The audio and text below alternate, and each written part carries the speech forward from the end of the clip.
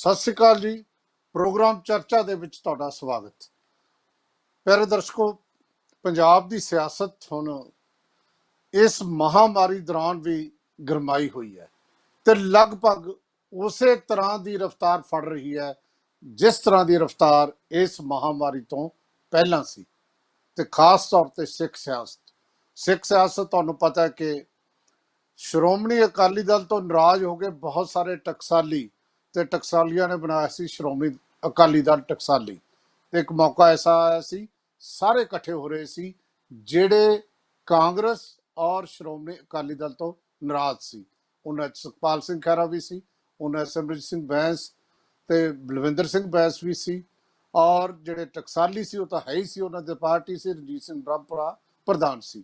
ਤੇ ਫਿਰ ਜਦੋਂ ਸਰਦਾਰ ਸੁਖਦੇਵ ਸਿੰਘ ਢੀਂਡਸਾ ਨੇ ਉਧਰੋਂ ਜਿਹੜਾ ਹੈ ਕੰਨੀ ਕੱਟੀ ਔਰ ਇੱਧਰ ਆਏ ਤਾਂ ਦਿੱਲੀ 'ਚ ਜੋ ਕੱਟ ਸੀ ਤੇ ਫਿਰ ਸਾਰੇ ਹੀ ਮਨਜੀਤ ਸਿੰਘ GK, ਰਵਿੰਦਰ ਸਿੰਘ 1920 ਅਕਾਲੀ ਦਲ, ਪਰਮਜੀਤ ਸਿੰਘ ਸਰਨਾ ਲਗਭਗ ਸਾਰੇ ਇਕੱਠੇ ਹੋ ਗਏ ਸੀ।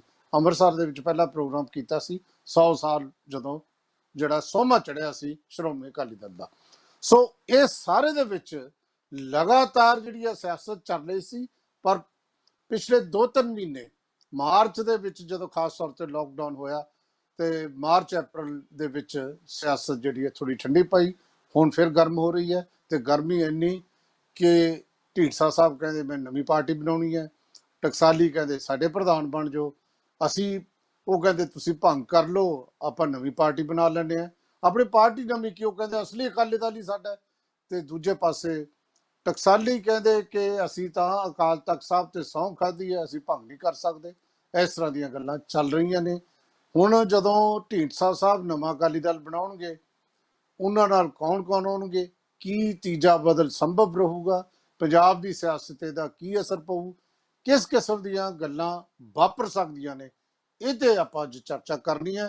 ਤੇ ਚਰਚਾ ਕਰਨ ਲਈ ਸਾਡੇ ਨਾਲ ਇਸ ਸਮੇਂ ਜੁੜੇ ਨੇ ਆਮ ਆਦਮੀ ਪਾਰਟੀ ਤੋਂ ਸਰਦਾਰ ਗੁਰਵਿੰਦਰ ਸਿੰਘ ਢਿੱਲੋਂ ਸਾਹਿਬ, ਕਾਂਗਰਸ ਤੋਂ ਸੀਨੀਅਰ ਕਾਂਗਰਸੀ ਨੇਤਾ ਡਾਕਟਰ ਤਾਰਾ ਸਿੰਘ ਸੰਧੂ ਸਾਹਿਬ, ਤੇ ਨਾਲ ਚੜ੍ਹਦੀ ਕਲਾ ਦੇ ਐਡੀਟਰ ਤੇ ਸੀਨੀਅਰ ਪੱਤਰਕਾਰ ਦਰਸ਼ਕ ਸਾਡੇ ਨਾਲ ਨੇ ਜਿਹੜੇ ਟਿੱਪਣੀ ਕਰਨਗੇ ਨਿਰਪੱਖ ਤੌਰ ਤੇ। ਤੇ ਨਾਲ ਸਾਡੇ ਢੀਂਡਸਾ ਗਰੁੱਪ ਦੇ, ਢੀਂਡਸਾ ਟੀਮ ਦੇ, ਜਿੰਨਾ ਚਿਰ ਉਹਨਾਂ ਨੇ ਆਪਣੇ ਅਕਾਲੀ ਦਲ ਦਾ ਨਾਂ ਨਹੀਂ ਦੇਣਾ ਉਹਨਾਂ ਚਿਰ ਅਸੀਂ ਉਹਨਾਂ ਨੂੰ ਢੀਂਡਸਾ ਟੀਮ ਦੇ ਮੈਂਬਰ ਕਹਾਂਗੇ। ਸਰਦਾਰ ਮਨਿੰਦਰਪਾਲ ਸਿੰਘ ਬਰਾੜ ਸਾਹਿਬ USA ਦੇ ਵਿੱਚ ਸ਼੍ਰੋਮਣੀ ਅਕਾਲੀ ਦਲ ਦੇ ਪ੍ਰਧਾਨ ਸੀ, ਲੇਕਿਨ ਇੱਥੇ ਆ ਕੇ ਜਦੋਂ ਉਹਨਾਂ ਨੇ ਢੀਂਡਸਾ ਗਰੁੱਪ ਨੂੰ ਜੁਆਇਨ ਕੀਤਾ, ਉਹਨਾਂ ਦੇ ਬੁਲਾਰੇ ਵਜੋਂ ਸ਼ਾਮਲ ਹੋ ਰਹੇ ਨੇ।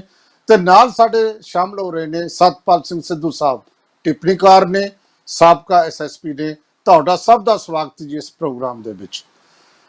ਆਮ ਆਦਮੀ ਪਾਰਟੀ ਜਿਹੜੀ ਤੀਜਾ ਬਦਲ ਕਹਿ ਰਹੀ ਸੀ ਕਿ ਅਸੀਂ ਲੈ ਕੇ ਆਵਾਂਗੇ, ਔਰ ਸੱਚੀ ਗੱਲ ਤਾਂ ਢਿੱਲੋਂ ਸਾਹਿਬ ਇਹ ਆ ਕਿ ਆਮ ਬੰਦੇ ਦਾ ਸੁਪਨਾ ਵੀ ਟੁੱਟਿਆ, ਪਰ ਤੁਸੀਂ ਵਿਰੋਧੀ ਧਿਰ 'ਚ ਆ ਗਏ ਤੇ ਹੁਣ ਉਹੀ ਤੀਜਾ ਬਦਲ ਜਿਹੜਾ ਤੁਹਾਡੇ ਵੱਲ ਸੁਪਨਾ ਸੀ, ਹੁਣ ਲੋਕ ਹੋਰ ਪਾਸੇ ਨੂੰ ਆਸਾਂ ਕਰ ਰਹੇ ਨੇ। ਮੈਂ ਤੁਹਾਡੇ ਤੋਂ ਸ਼ੁਰੂ ਕਰਦਾ ਕਿ ਜਿਹੜਾ ਇਸ ਕਿਸਮ ਦਾ ਨਵਾਂ ਬਦਲ ਜਾਂ ਨਵੀਂ ਪਾਰਟੀ ਬਣ ਰਹੀ ਹੈ, ਇਹਨੂੰ ਕਿਸ ਨਿਗਾਹ ਨਾਲ ਦੇਖ ਰਹੇ ਹੋ? ਬੋਲਿਆ ਜੀ, ਪਹਿਲਾਂ ਤਾਂ ਸਾਰੇ ਦਰਸ਼ਕਾਂ ਦਾ ਬਹੁਤ ਬਹੁਤ ਧੰਨਵਾਦ ਕਰਦਾ ਜਿਹੜਾ ਕੀਮਤੀ ਸਮਾਂ ਕੱਢ ਕੇ ਸਾਡੀ ਇਸ ਵਿਚਾਰ ਚਰਚਾ ਨੂੰ, ਤੁਹਾਡੇ ਪ੍ਰੋਗਰਾਮ ਨੂੰ ਬੜੇ ਸ਼ੌਕ ਦੇ ਨਾਲ ਤੇ ਬੜੇ ਸੀਰੀਅਸਲੀ ਹੋ ਕੇ ਸੁਣਦੇ ਨੇ। ਜਿਹੜੀ ਤੁਸੀਂ ਤੀਜੇ ਬਦਲ ਦੀ ਗੱਲ ਕਰਦੇ ਹੋ, ਤੁਸੀਂ ਵਾਲਿਆ ਜੀ ਮੇਰੇ ਖਿਆਲ 2017 ਦੀ ਗੱਲ ਕਰਦੇ ਹੋ ਕਿ ਅਸੀਂ ਵਿਰੋਧੀ ਧਿਰ ਦੇ ਉੱਤੇ ਆ ਗਏ। ਤੁਸੀਂ ਇੰਨਾ ਕੁ ਖਿਆਲ ਕਰੋ ਕਿ ਅੱਜ ਤੱਕ ਪੰਜਾਬ ਦੇ ਇਤਿਹਾਸ ਦੇ ਵਿੱਚ ਥੋੜੇ ਜਿਹੇ ਦਿਨਾਂ ਦੀ ਪੁਰਾਣੀ ਪਾਰਟੀ ਵਿਰੋਧੀ ਧਿਰ ਦੇ ਵਿੱਚ ਆ ਗਈ ਤੇ ਕਦੇ ਆਈ ਨਹੀਂ ਅੱਜ ਤੋਂ ਪਹਿਲਾਂ। ਇਹ ਸਿਰਫ ਆਮ ਆਦਮੀ ਪਾਰਟੀ ਹੈ ਜਿਹੜੀ ਵਿਰੋਧੀ ਧਿਰ ਦੇ ਵਿੱਚ ਆਈ।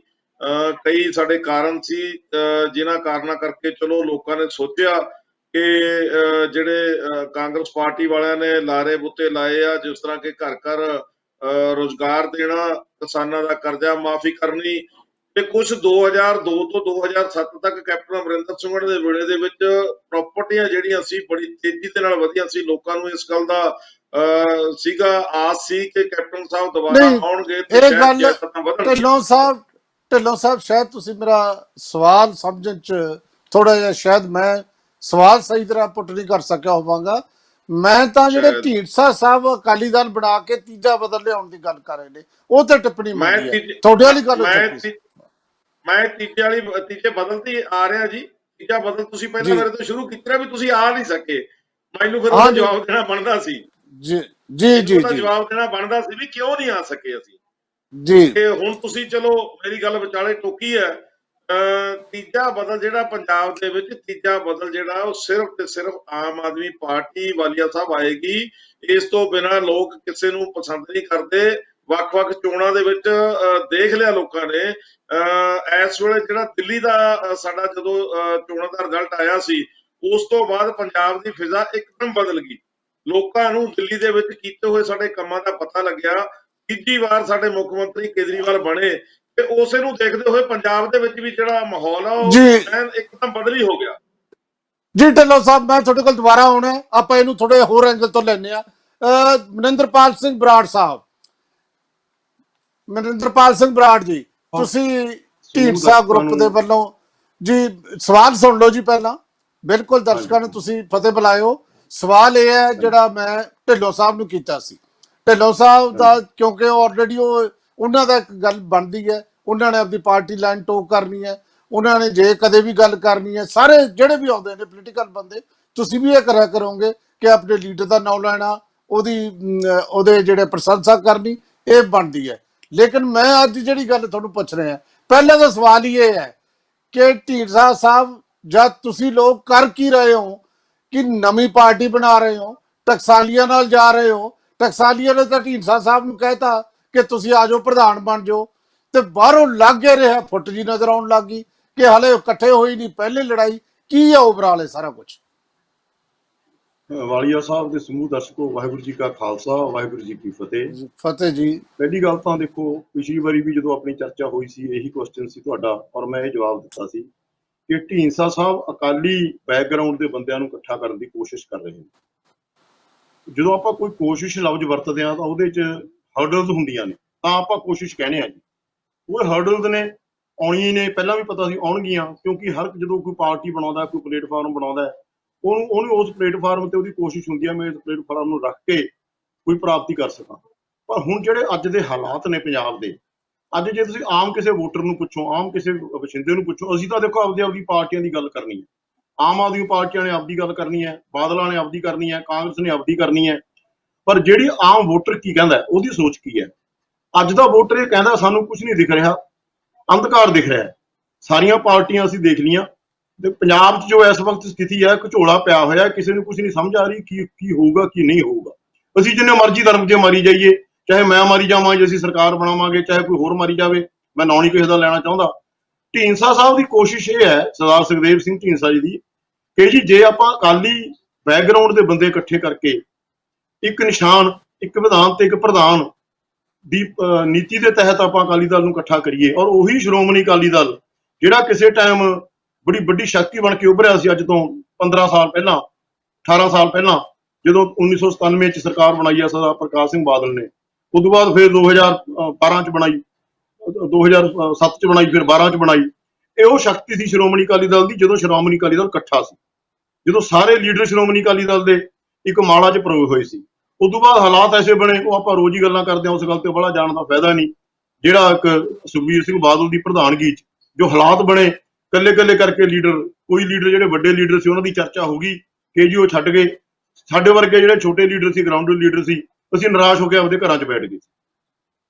ਅੱਜ ਸਰਦਾਰ ਸੁਖਦੇਵ ਸਿੰਘ ਢੀਂਡਸਾ ਨੇ ਇੱਕ ਆਸ ਜਗਾਈ ਹੈ ਕਿ ਜੀ ਮੇਰਾ ਇਹ ਨਿਸ਼ਾਨਾ ਲੈ ਕੇ ਚੱਲਿਆ ਕਿ ਮੈਂ ਸਾਰੇ ਸ਼੍ਰੋਮਣੀ ਅਕਾਲੀ ਦਲ ਦੇ ਪੁਰਾਣੇ ਲੀਡਰਾਂ ਨੂੰ ਨਾਲ ਤੋਰ ਕੇ, ਜਿਹੜੇ ਨਿਰਾਸ਼ ਘਰਾਂ 'ਚ ਬੈਠੇ ਨੇ ਉਹਨਾਂ ਨੂੰ ਨਾਲ ਤੋਰ ਕੇ, ਵੱਡੇ ਛੋਟੇ ਲੀਡਰਾਂ ਨੂੰ ਨਾਲ ਲੈ ਕੇ ਇੱਕ ਏਕਤਾ ਕਰਾ ਕੇ ਇੱਕ ਅਕਾਲੀ ਦਲ ਬਣਾਵਾਂ। ਉਹ 'ਚ ਕੋਸ਼ਿਸ਼ਾਂ ਕਰਨ ਲੱਗੇ ਹੋਏ ਨੇ, ਟਕਸਾਲੀਆਂ ਨਾਲ ਵੀ ਮੀਟਿੰਗਾਂ ਹੋ ਰਹੀਆਂ ਨੇ, ਹੋਈਆਂ ਨੇ। ਕੋਈ ਇਹਦੇ 'ਚ ਆਪਾਂ ਇਹ ਨਹੀਂ ਕਹਿ ਸਕਦੇ ਕਿ ਜੀ ਜੇ ਉਹਨਾਂ ਨੇ ਕੋਈ ਗੱਲ ਕੀਤੀ ਆ ਤਾਂ ਉਹ ਗੱਲ ਫਾਈਨਲ ਹੋਊਗੀ। ਜੇ ਉਹਨਾਂ ਨੇ ਪ੍ਰਧਾਨਗੀ ਆਫਰ ਕੀਤੀ ਆ ਢੀਂਡਸਾ ਸਾਹਿਬ ਨੂੰ, ਉਹਦੇ 'ਚ ਵੀ ਕੋਈ ਬੈਕਗਰਾਉਂਡ ਹੈ। ਸੋ ਚਰਚਾਵਾਂ ਚੱਲ ਰਹੀਆਂ ਨੇ। ਢੀਂਡਸਾ ਸਾਹਿਬ ਇਹ ਕਹਿ ਰਹੇ ਨੇ ਵੀ ਆਪਾਂ ਜੀ ਇੱਕ ਨਿਸ਼ਾਨ, ਇੱਕ ਵਿਧਾਨ ਤੇ ਇੱਕ ਪ੍ਰਧਾਨ ਦੇ ਤਹਿਤ ਇਕੱਠੇ ਹੋ ਕੇ ਜੋ ਆਪਾਂ ਨੇ ਜੀ ਬਰਾੜ ਸਾਹਿਬ, ਹਾਂਜੀ ਬਰਾੜ ਸਾਹਿਬ, ਗੱਲ ਇਹ ਹੈ ਕਿ ਮੈਂ ਤੁਹਾਨੂੰ ਇਹ ਵੀ ਪੁੱਛਣਾ ਕਿ ਅਕਾਲੀ ਦਲ ਕਈ ਬਣੇ, ਲੇਕਿਨ ਢੀਂਡਸਾ ਸਾਹਿਬ ਦਾ ਅਕਾਲੀ ਦਲ ਜਾਂ ਢੀਂਡਸਾ ਸਾਹਿਬ ਦੇ ਨਿਸ਼ਾਨੇ ਕੀ ਨੇ? ਇਹ ਤਾਂ ਹੋ ਗਿਆ ਨਾ ਏਕਤਾ ਕਰਨੀ। ਏਕਤਾ ਤੋਂ ਬਾਅਦ ਕਿਹੜੀ ਗੱਲ ਤੇ ਤੁਸੀਂ ਵੋਟਾਂ ਲਾਓਗੇ, ਕਿਵੇਂ ਤੁਸੀਂ ਅੱਗੇ ਵਧੋਗੇ, ਇਹ ਗੱਲ ਮੈਂ ਪੁੱਛਣੀ ਹੈ।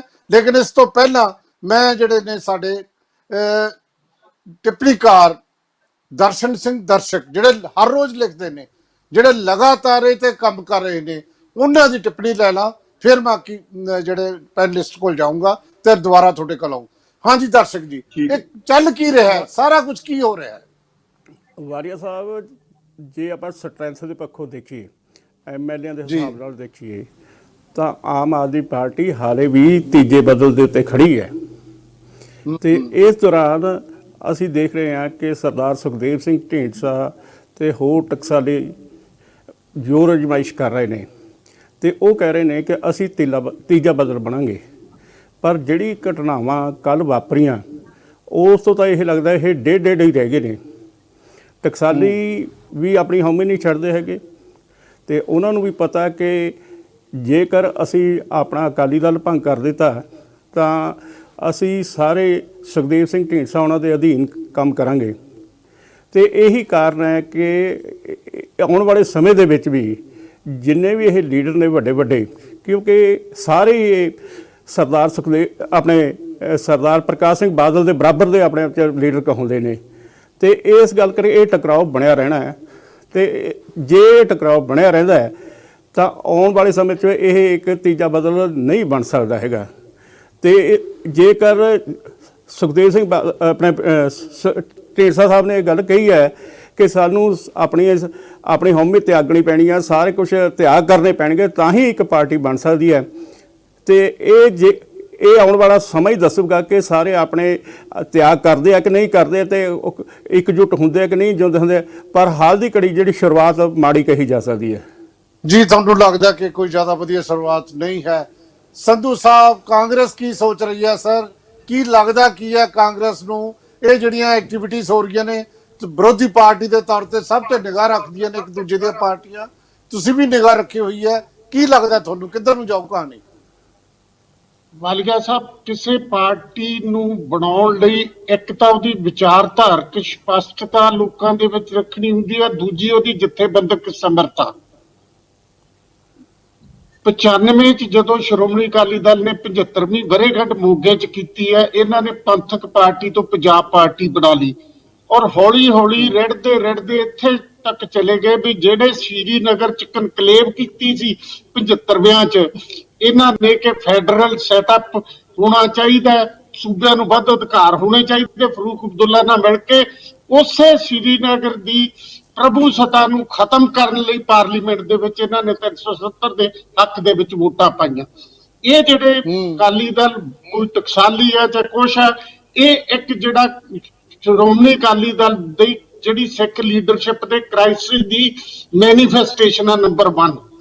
ਜਿੱਥੋਂ ਤੱਕ ਸਮਰੱਥਾ ਦਾ ਸਵਾਲ ਹੈ, ਮੈਂ ਆਪਣੀ ਰਾਜਨੀਤਿਕ ਜੀਵਨ ਦੇ ਵਿੱਚ 1978 ਚ ਜਦੋਂ ਲੋਕ ਨਾਇਕ ਜੈ ਪ੍ਰਕਾਸ਼ ਨਾਰਾਇਣ ਆਏ ਹੈ, ਸ਼੍ਰੋਮਣੀ ਅਕਾਲੀ ਦਲ ਦੇ ਪ੍ਰਧਾਨ ਸੀ ਜਥੇਦਾਰ ਜਗਦੇਵ ਸਿੰਘ ਤਲਵੰਡੀ ਸਾਹਿਬ, ਉਹ ਐਡਾ ਵੱਡਾ ਇਕੱਠ ਮੈਂ ਨਹੀਂ ਦੇਖਿਆਗਾ ਜਿੱਦਾਂ ਉੱਥੇ ਸੀ। 1 ਲੱਖ ਦੇ ਕਰੀਬ ਬੰਦਾ ਦੱਸਦੇ ਸੀ ਵੀ ਉਹ ਹੈ, ਹਾਥੀ ਤੇ ਚੜ੍ਹ ਕੇ ਉਹਨਾਂ ਦਾ ਜਲੂਸ ਕੱਢਿਆ ਗਿਆ।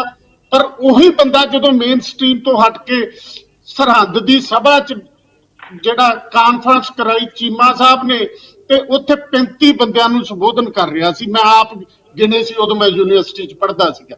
ਮੇਰਾ ਕਹਿਣ ਤੋਂ ਭਾਵ ਇਹ ਹੈ ਕਿ ਇਹ ਜਨਰਲ ਕ੍ਰਾਈਸਿਸ, ਅਕਾਲੀ ਦਲ ਆਪਦੀਆਂ ਪਾਲਿਸੀਆਂ ਛੱਡ ਰਿਹਾ। ਜੇ ਇਹੀ ਢੀਂਡਸਾ ਸਾਹਿਬ ਬਰਗਾੜੀ ਵਾਲੇ ਇਸ਼ੂ ਤੇ, ਜਾਂ ਇਹ ਢੀਂਡਸਾ ਸਾਹਿਬ ਉਦੋਂ ਛੱਡਦੇ ਜਦੋਂ ਮੋਗੇ ਗਿਵ ਅਪ ਕੀਤਾ ਜਾ ਰਿਹਾ ਸੀ ਸ਼੍ਰੋਮਣੀ ਅਕਾਲੀ ਦਲ ਦੀਆਂ ਨੀਤੀਆਂ ਨੂੰ, ਜਾਂ ਕਿਸੇ ਇਹੋ ਜਿਹੇ ਰਾਜਨੀਤਿਕ ਵੱਡੇ ਮੋੜ ਤੇ ਛੱਡਦੇ, ਸ਼ਾਇਦ ਇਹਨਾਂ ਨੂੰ ਅੱਜ ਨੂੰ ਵੱਡਾ ਹੰਗਾਰਾ ਮਿਲਦਾ।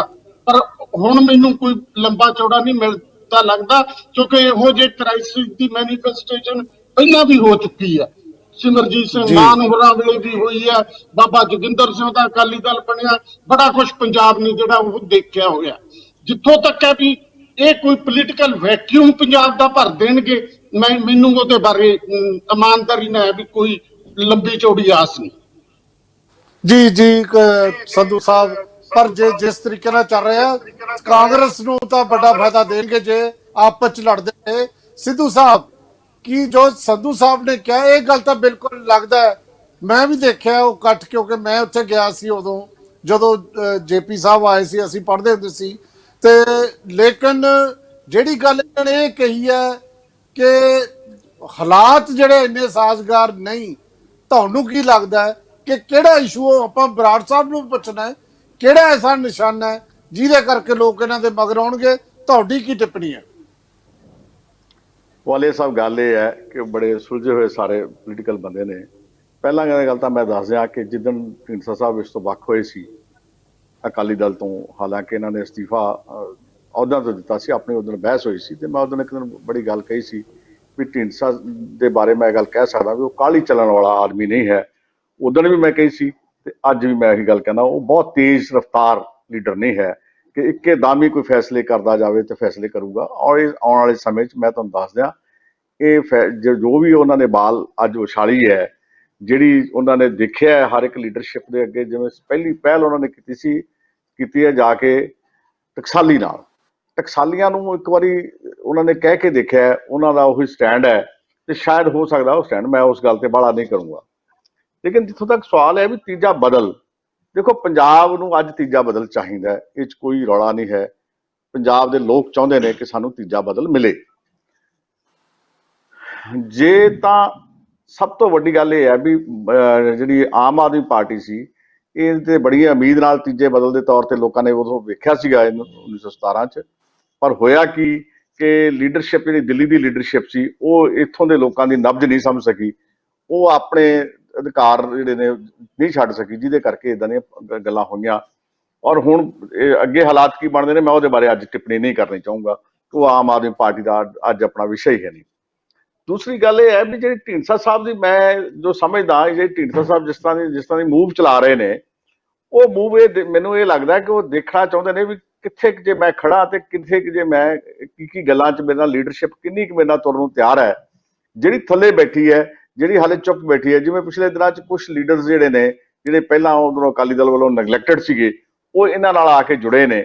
ਜੇ ਮੈਂ ਥੋੜਾ ਜਿਹਾ ਡਿਸਟ੍ਰਿਕਟ ਵਾਈਜ਼ ਐਨਾਲਿਸਿਸ ਕਰਾਂ ਤੇ ਜਿਵੇਂ ਸੰਗਰੂਰ 'ਚ ਇਹਨਾਂ ਦੀ ਪੋਜੀਸ਼ਨ ਅੱਗੇ ਨਾਲੋਂ ਕਾਫੀ ਅੱਛੀ ਹੋਈ ਹੈ, ਜਿਵੇਂ ਮਾਨਸਾ 'ਚ ਵੀ ਇਹਨਾਂ ਨੂੰ ਕੁਝ ਥੋੜਾ ਬਹੁਤਾ ਹੰਗਾਰਾ ਮਿਲਿਆ। ਜੇ ਲੁਧਿਆਣੇ 'ਚ ਕਹੀਏ ਤੇ ਉੱਥੇ ਵੀ ਇੱਕ ਗਰੁੱਪ ਜਿਹੜਾ ਪੁਰਾਣਾ ਗਰੁੱਪ ਸੀ ਉਹ ਇਹਨਾਂ ਨਾਲ ਆਇਆ। ਇੱਦਾਂ ਹੀ ਥੋੜੇ ਗਰੁੱਪ 'ਚ ਹਾਲੇ ਆਉਣੇ ਸ਼ੁਰੂ ਹੋਏ ਨੇ।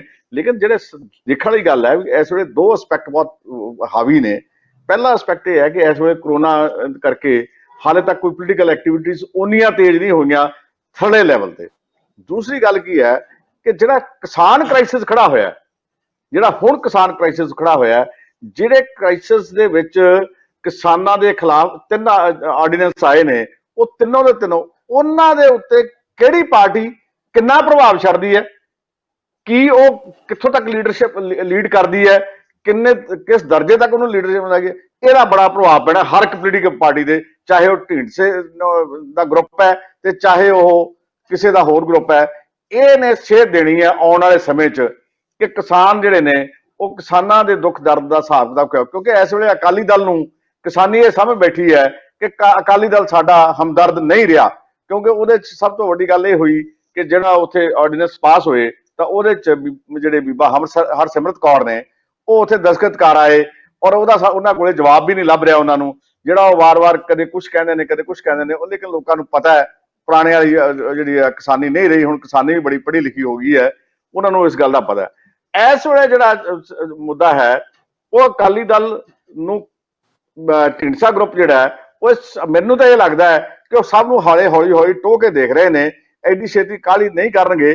ਤੇ ਇਹ ਵੀ ਹੋ ਸਕਦਾ ਕਿ ਆਉਣ ਵਾਲੇ ਸਮੇਂ ਦੇ ਵਿੱਚ ਜਿਹੜਾ ਮੇਨ ਅਕਾਲੀ ਦਲ ਹੈ, ਅਸਲ 'ਚ ਉਹਦੇ ਵਿੱਚੋਂ ਹਾਲੇ 2-4 ਮਹੀਨਿਆਂ ਤੱਕ ਕਈ ਬਗਾਵਤਾਂ ਹੋਣਗੀਆਂ, ਕਈ ਕੁਝ ਹੋਣਾ ਹੈ। ਉਸ ਤੋਂ ਬਾਅਦ ਇਹ ਪਤਾ ਲੱਗੂਗਾ ਕਿ ਜਿਹੜਾ ਬੰਦਾ ਕਿੱਥੇ ਜੇ ਖੜਾ ਤੇ ਕਿੰਨੇ ਪਾਣੀ 'ਚ ਹੈ। ਮੈਨੂੰ ਨਹੀਂ ਜਾਪਦਾ ਕਿ ਢੀਂਡਸਾ ਸਾਹਿਬ ਹੁਣ ਕਾਹਲੀ ਕਰਨਗੇ ਜਾਂ ਕੋਈ ਏਦਾਂ ਦੀ ਗੱਲ ਕਰਨਗੇ, ਉਹ ਹਾਲੇ ਉਹ ਵੇਟ ਕਰਨਗੇ ਉਸ ਗੱਲ ਦੀ, ਮੈਨੂੰ ਤੇ ਇਹ ਜਾਪਦਾ। ਜੀ ਸਿੱਧੂ ਸਾਹਿਬ ਤੁਸੀਂ ਤੁਹਾਡਾ ਐਨਾਲਿਸਿਸ ਹੈ ਕਿ ਹਾਲੇ ਵੇਟ ਕਰਨਗੇ, ਲੇਕਿਨ ਮੈਨੂੰ ਇਹ ਪਤਾ ਲੱਗਿਆ, ਆਪਾਂ ਪੁੱਛਦੇ ਹਾਂ ਬਰਾੜ ਸਾਹਿਬ ਤੋਂ ਕਿ 7 ਜੁਲਾਈ ਨੂੰ ਲੁਧਿਆਣੇ ਦੇ ਵਿੱਚ ਨਵੀਂ ਪਾਰਟੀ ਬਣ ਰਹੀ ਹੈ। ਔਰ ਅੱਜ ਮੈਂ ਅਖਬਾਰ 'ਚ ਪੜ੍ਹ ਰਿਹਾ ਸੀ, ਜਿਹੜੇ ਨਿਧੜਕ ਸਿੰਘ ਬਰਾੜ ਆਏ ਨੇ ਉਹਨਾਂ ਦਾ ਬਿਆਨ ਸੀ ਕਿ ਅਸੀਂ ਇਕੱਠ ਕਰ ਰਹੇ ਹਾਂ ਲੁਧਿਆਣੇ ਦੇ ਵਿੱਚ, ਤੇ ਇਹ ਵੀ ਪਤਾ ਲੱਗਿਆ ਉੱਥੇ ਪਾਰਟੀ ਵੀ ਡਿਕਲੇਅਰ ਹੋਊ। ਲੇਕਿਨ 2-3 ਗੱਲਾਂ ਦਾ ਖਿਆਲ ਆਪਾਂ ਰੱਖ ਲਈਏ ਜਿਨ੍ਹਾਂ 'ਚ ਜਵਾਬ ਵੀ ਲੈਣਾ। ਤੁਸੀਂ ਕਹਿ ਰਹੇ ਹੋ ਸੰਗਰੂਰ ਚੋਂ ਬੰਦੇ, ਬਰਾੜ ਸਾਹਿਬ ਤੁਸੀਂ ਚਾਹੇ ਨੋਟ ਕਰ ਲਓ ਕਿ ਜਵਾਬ ਤੁਸੀਂ ਦੇਣਾ ਹੈ, ਫਿਰ ਢਿੱਲੋਂ ਸਾਹਿਬ ਕੋਲ ਜਾਣਾ ਮੈਂ। ਦੇਖੋ ਗੱਲ ਬੜੀ ਸਿੰਪਲ ਹੈ। ਤੁਸੀਂ ਕਹਿ ਰਹੇ ਹੋ ਸੰਗਰੂਰ ਦੇ ਵਿੱਚ ਸਟਰੋਂਗ ਹੋ ਗਏ, ਸੰਗਰੂਰ ਚੋਂ ਤਾਂ ਬੰਦੇ ਜਾਂਦੇ ਨੇ ਸੁਖਬੀਰ ਸਿੰਘ ਬਾਦਲ ਕੋਲ ਤੇ ਬਾਦਲ ਸਰੋਪੇ ਪਾ ਰਿਹਾ ਔਰ ਇਹ ਟੁੱਟ ਰਹੇ ਨੇ ਕਿ ਜਾ, ਉਹ ਤਾਂ ਕਹਿੰਦੇ ਸੀ ਭੋਗ ਵੀ ਪਾਤਾ। ਇੱਕ ਤਾਂ ਨੰਬਰ 1 ਇਹ। ਨੰਬਰ 2 ਕਿ ਜਿਹੜੇ ਆਰਡੀਨੈਂਸ ਤੇ ਕਸੂਤਾ ਫਸੇ ਹੋਇਆ ਹੈ ਸ਼੍ਰੋਮਣੀ ਅਕਾਲੀ ਦਲ ਜਾਂ ਖਾਸ ਤੌਰ ਤੇ ਬਾਦਲ ਸਾਹਿਬ ਬੋਲ ਨਹੀਂ ਰਹੇ, ਬਿਜਲੀ ਦੇ ਸੋਧ ਬਿੱਲ ਤੇ ਅੱਜ ਮੀਟਿੰਗ ਕੀਤੀ ਬੋਲ ਨਹੀਂ ਰਹੇ, ਜਾਂ ਕਿਸੇ ਵੀ ਉਹੀ ਸ਼੍ਰੋਮਣੀ ਅਕਾਲੀ ਦਲ ਅਨੁਪਮ ਖੇਰ ਜਦੋਂ 1.25 ਲੱਖ ਸੇ ਇੱਕ ਤੜਾਉ ਨੂੰ ਤਰੋੜ ਮਰੋੜ ਕੇ ਪੇਸ਼ ਕਰਦਾ ਹੈ, ਅਕਾਲੀ ਦਲ ਚੁੱਪ ਬੈਠਾ ਹੋਵੇ। ਇਹ ਬੜੀ ਅਜੀਬ ਜੀ ਕਹਾਣੀ ਹੈ।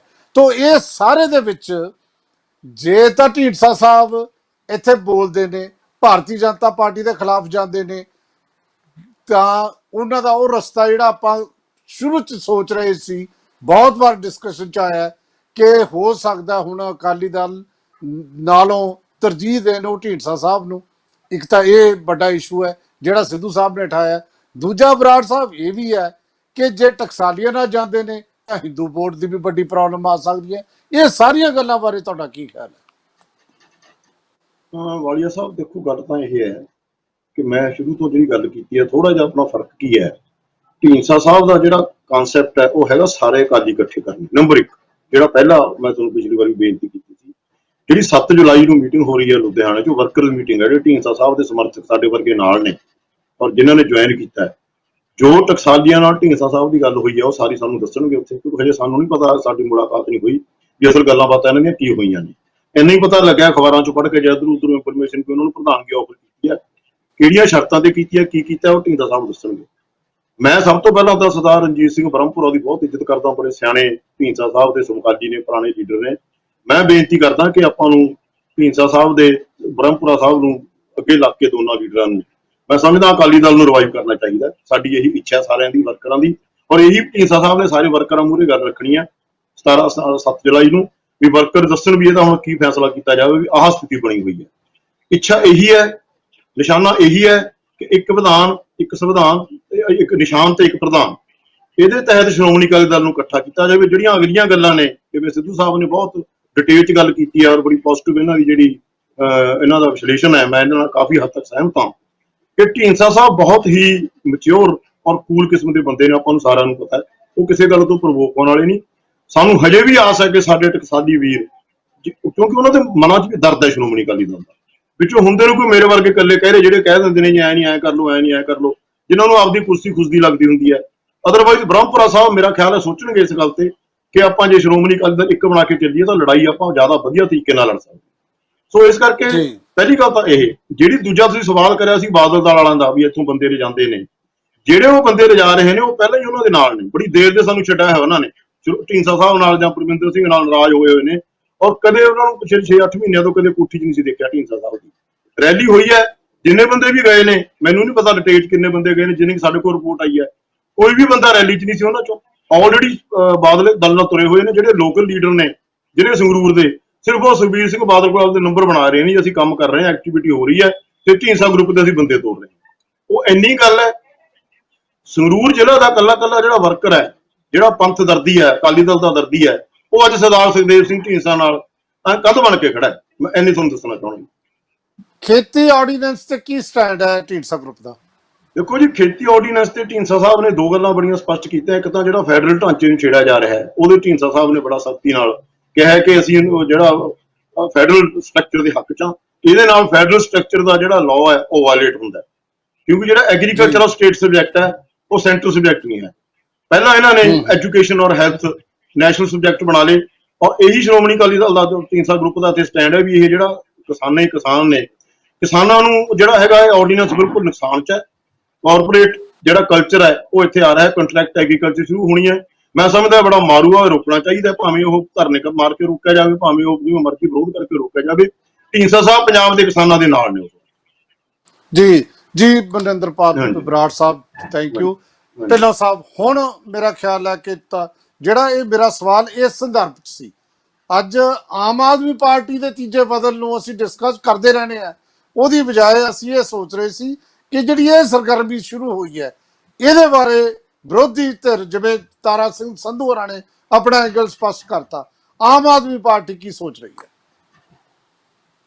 ਵਾਲਿਆ ਜੀ, ਤੀਜਾ ਬਦਲ ਪੰਜਾਬ ਦੇ ਵਿੱਚ ਜਿਹੜੀ ਗੱਲ ਤੁਸੀਂ ਫੇਰ ਕਹੋਗੇ ਕਿ ਆਪਣੀ ਪਾਰਟੀ ਦੀ ਗੱਲ ਕਰਨੀ ਹੈ, ਬਿਲਕੁਲ ਤੀਜਾ ਬਦਲ ਜਿਹੜਾ ਆਮ ਆਦਮੀ ਪਾਰਟੀ ਹੀ ਬਣ ਜਾ ਰਹੀ ਹੈ, ਇਸ ਤੋਂ ਬਿਨਾਂ ਹੋਰ ਕੋਈ ਨਹੀਂ ਆਉਣਾ ਤੀਜਾ ਬਦਲ। ਇਹ ਐਵੇਂ ਕਿ ਕਿਆਸ ਰਹੀਆਂ, ਕਿਉਂਕਿ ਢੀਂਡਸਾ ਸਾਹਿਬ ਹੋਏ, ਬ੍ਰਹਮਪੁਰਾ ਜੀ ਹੋਏ, ਇਹਨਾਂ ਸਾਰਿਆਂ ਨੇ, ਮੈਂ ਤੁਹਾਨੂੰ ਵੈਸੇ ਮੈਨੂੰ ਅਕਾਲੀ ਦਲ ਦੀ ਕਿਸੇ ਗੱਲ ਦੇ ਵਿੱਚ ਦਖਲਅੰਦਾਜ਼ੀ ਕਰਨ ਦਾ ਕੋਈ ਹੱਕ ਨਹੀਂ, ਪਰ ਮੈਂ ਜਿਹੜੀ ਗੱਲ ਸੋਚਦਾ ਕਿ ਜਿੱਦਣ ਸਰਦਾਰ ਸੁਖਬੀਰ ਸਿੰਘ ਬਾਦਲ ਉਹਨਾਂ ਨੂੰ ਅਕਾਲੀ ਦਲ ਦਾ ਪ੍ਰਧਾਨ ਬਣਾਇਆ ਸੀ, ਇਹ ਜਿਹੜੇ ਲੀਡਰ ਸਾਹਿਬਾਨ ਨੇ ਉਦਣ ਝੰਡਾ ਚੱਕਦੇ, ਉਦਣ ਕਹਿੰਦੇ ਵੀ ਇਹਦੀ ਕੁਰਬਾਨੀ ਕੀ ਹੈ ਜਿਹਨੂੰ ਬਾਦਲ ਸਾਹਿਬ ਤੁਸੀਂ ਅਕਾਲੀ ਦਲ ਦਾ ਪ੍ਰਧਾਨ ਥਾਪ ਰਹੇ ਹੋ। ਫੇਰ ਤਾਂ ਇਹਨਾਂ ਦੀ ਕੋਈ ਗੱਲ ਮਾੜੀ ਮੋਟੀ ਲੋਕਾਂ 'ਚ ਮੰਨੀ ਜਾ ਸਕਦੀ ਸੀ ਵੀ ਅਕਾਲੀ ਦਲ ਰਹਿ ਗਿਆ। ਜਿੱਦਣ ਅਕਾਲੀ ਦਲ ਬਾਦਲ ਸਾਹਿਬ ਨੇ ਸੁਖਬੀਰ ਸਿੰਘ ਬਾਦਲ ਦੇ ਹੱਥ ਦੇ ਵਿੱਚ ਫੜਾ ਦਿੱਤਾ ਤੇ ਸੁਖਬੀਰ ਸਿੰਘ ਬਾਦਲ ਉਹਨੇ ਅਮਰੀਕਾ ਤੋਂ ਪੜ੍ਹ ਕੇ ਆ ਕੇ ਸਿੱਧੇ ਪੰਜਾਬ ਦੇ ਵਿੱਚ ਡਿਪਟੀ ਸੀਐਮ ਬਣ ਕੇ ਤੇ ਅਕਾਲੀ ਦਲ ਦੇ ਪ੍ਰਧਾਨ ਬਣ ਗਏ, ਤੇ ਉਹ ਅਕਾਲੀ ਦਲ ਜਿਹੜਾ ਉਹ ਪੰਜਾਬ ਦੇ ਵਿੱਚੋਂ ਜਿਸ ਤਰ੍ਹਾਂ 1920 ਦੇ ਵਿੱਚ ਬਣਿਆ ਸੀ ਤੇ 2020 ਦੇ ਵਿੱਚ ਖਤਮ ਹੋ ਗਿਆ, ਯਾਨੀ ਇਸ ਸਥਿਤੀ ਤੇ ਪਹੁੰਚ ਗਿਆ। ਥੋੜੇ ਸਮੇਂ ਦੇ ਵਿੱਚ ਤੁਹਾਨੂੰ ਜਿਹੜੀਆਂ ਅਕਾਲੀ ਦਲ ਦੀਆਂ ਮਾੜੀਆਂ ਮੋਟੀਆਂ ਸੀਟਾਂ ਨੇ ਉਹ ਵੀ ਗਾਂ ਨੂੰ ਅਗਲੀ ਇਲੈਕਸ਼ਨ ਦੇ ਵਿੱਚ ਲੱਭਣੀਆਂ ਨਹੀਂ। ਬਿਲਕੁਲ ਜੀ, ਇਹ ਬਿਲਕੁਲ ਸੱਚਾਈ ਹੈ। ਸਰਦਾਰ ਢੀਂਡਸਾ ਉਹਨਾਂ ਨੇ ਜਿਹੜਾ ਇਹ ਕਦਮ ਉਠਾਇਆ ਬੜਾ ਲੇਟ ਉਠਾਇਆ, ਜੇ ਕਿਤੇ ਸਮੇਂ ਨਾਲ ਇਹ ਕਦਮ ਉਠਾਉਂਦੇ ਤਾਂ ਸ਼ਾਇਦ ਇਹ ਤੀਜਾ ਬਦਲ ਬਣਨ ਦੀ ਨੌਬਤ ਦੇ ਨੇੜੇ ਆ ਜਾਂਦੇ, ਲੇਕਿਨ ਹੁਣ ਕਦੇ ਵੀ ਢੀਂਡਸਾ ਜੀ ਹੋ ਗਏ, ਕਿਉਂਕਿ ਇਹਨਾਂ ਨੇ ਬਰਗਾੜੀ ਕਾਂਡ ਜਦੋਂ ਹੋਇਆ, ਬਹਿਬਲ ਕਲਾਂ ਕਾਂਡ ਹੋਇਆ, ਉਦੋਂ ਇਹ ਸਰਕਾਰ ਦੇ ਵਿੱਚ ਸੀ। ਜਿੰਨੇ ਦੋਸ਼ੀ ਪ੍ਰਕਾਸ਼ ਸਿੰਘ ਬਾਦਲ ਹੋਣੀ ਪੰਜਾਬ ਦੇ ਵਿੱਚ ਬਹਿਬਲ ਕਲਾਂ ਤੇ ਬਰਗਾੜੀ ਕਾਂਡ ਦੇ ਕਰਕੇ ਹੀ ਅਕਾਲੀ ਦਲ ਹਾਸ਼ੀਏ ਤੇ ਚਲਿਆ ਗਿਆ, ਖਾਤਮੇ ਤੇ ਚਲਿਆ ਗਿਆ।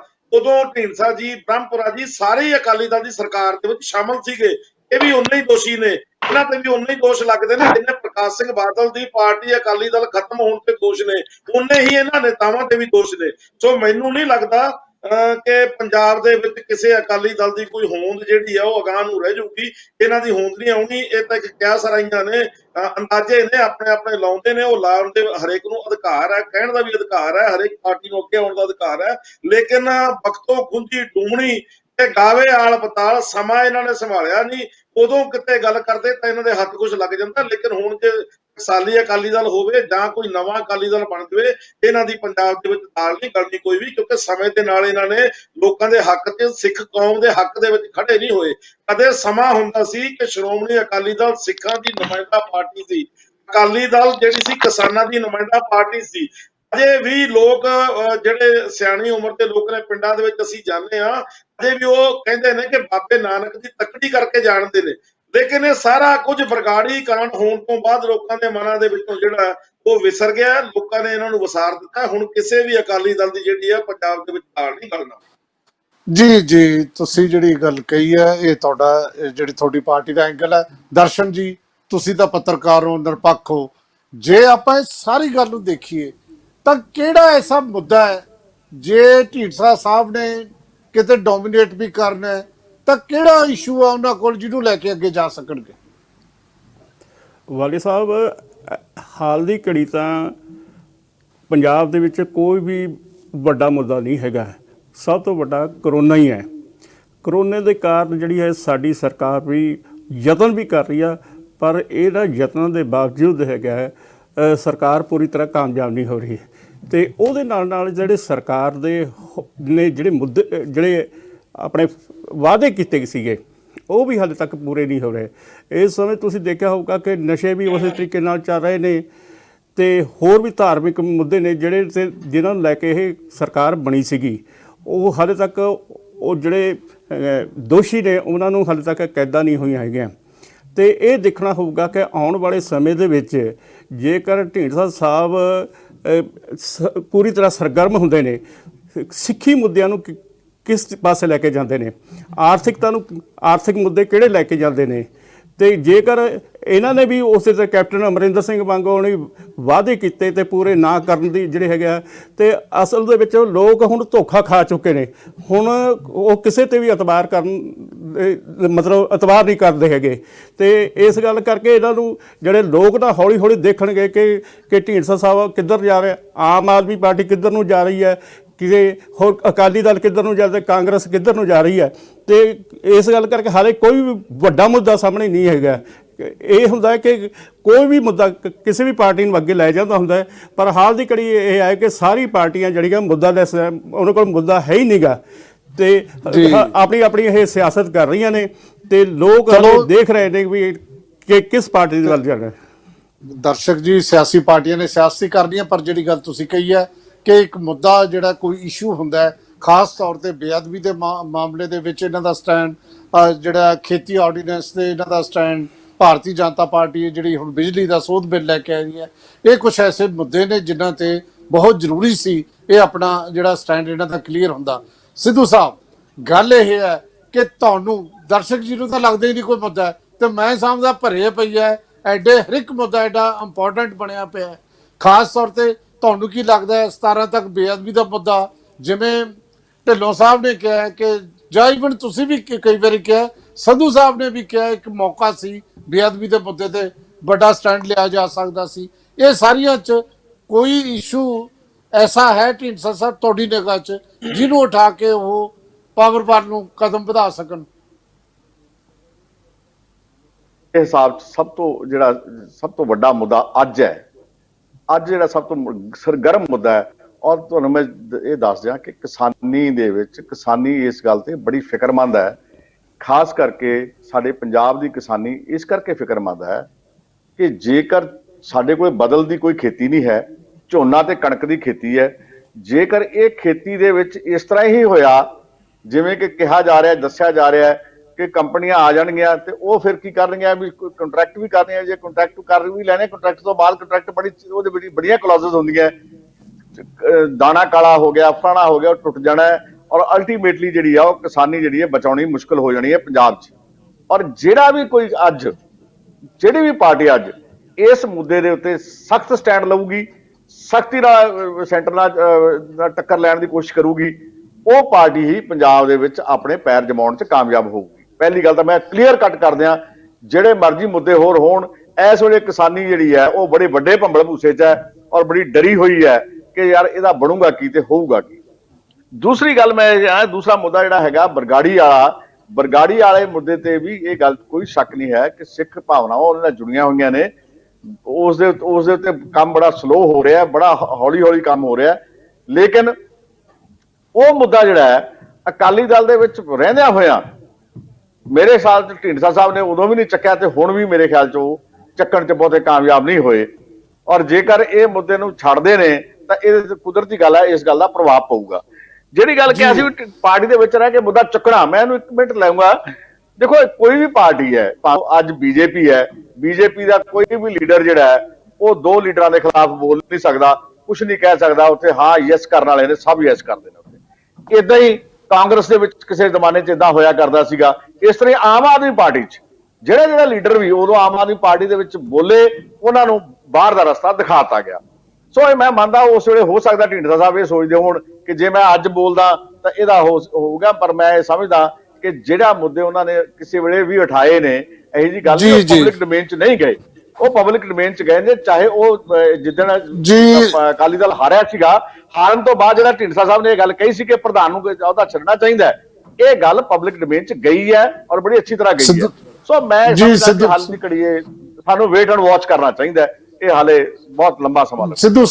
ਸਿੱਧੂ ਸਾਹਿਬ ਜਿਹੜੀ ਗੱਲ ਤੁਸੀਂ ਕਹੀ ਹੈ ਇਹ ਗੱਲ ਬਿਲਕੁਲ ਸਹੀ ਹੈ, ਕਿਉਂਕਿ ਢੀਂਡਸਾ ਸਾਹਿਬ ਨਾਲ ਮੇਰੀ ਵੀ ਗੱਲ ਹੋਈ ਹੈ, ਉਹਨਾਂ ਨੇ ਇਹ ਇਸ਼ੂ ਉਠਾਇਆ ਕਿ ਜਿਹੜਾ ਸੁਖਬੀਰ ਸਿੰਘ ਬਾਦਲ ਜਦੋਂ ਵੀ ਕੋਈ ਜਦੋਂ ਪਾਰਟੀ ਹਾਰਦੀ ਹੈ, ਇਹ ਤਾਂ ਬੁਰੀ ਤਰੀਕੇ ਨਾਲ ਹਾਰ ਸੀ ਕਿ ਪ੍ਰਧਾਨਗੀ ਛੱਡਣੀ ਚਾਹੀਦੀ ਹੈ, ਲੇਕਿਨ ਕਈ ਹੋਰ ਇਸ਼ੂਆਂ ਤੇ ਵੀ ਬਾਦਲ ਸਾਹਿਬ ਦੀ ਜਿਹੜੀ ਹੈ ਉਹ ਇਸ ਤਰ੍ਹਾਂ ਇਨਕਾਰ ਕੀਤਾ ਜਾਂ ਇਹਨਾਂ ਦੀ ਗੱਲ ਨਹੀਂ ਸੁਣੀ, ਸ਼ਾਇਦ ਇੱਕ ਵੱਡਾ ਸੀ।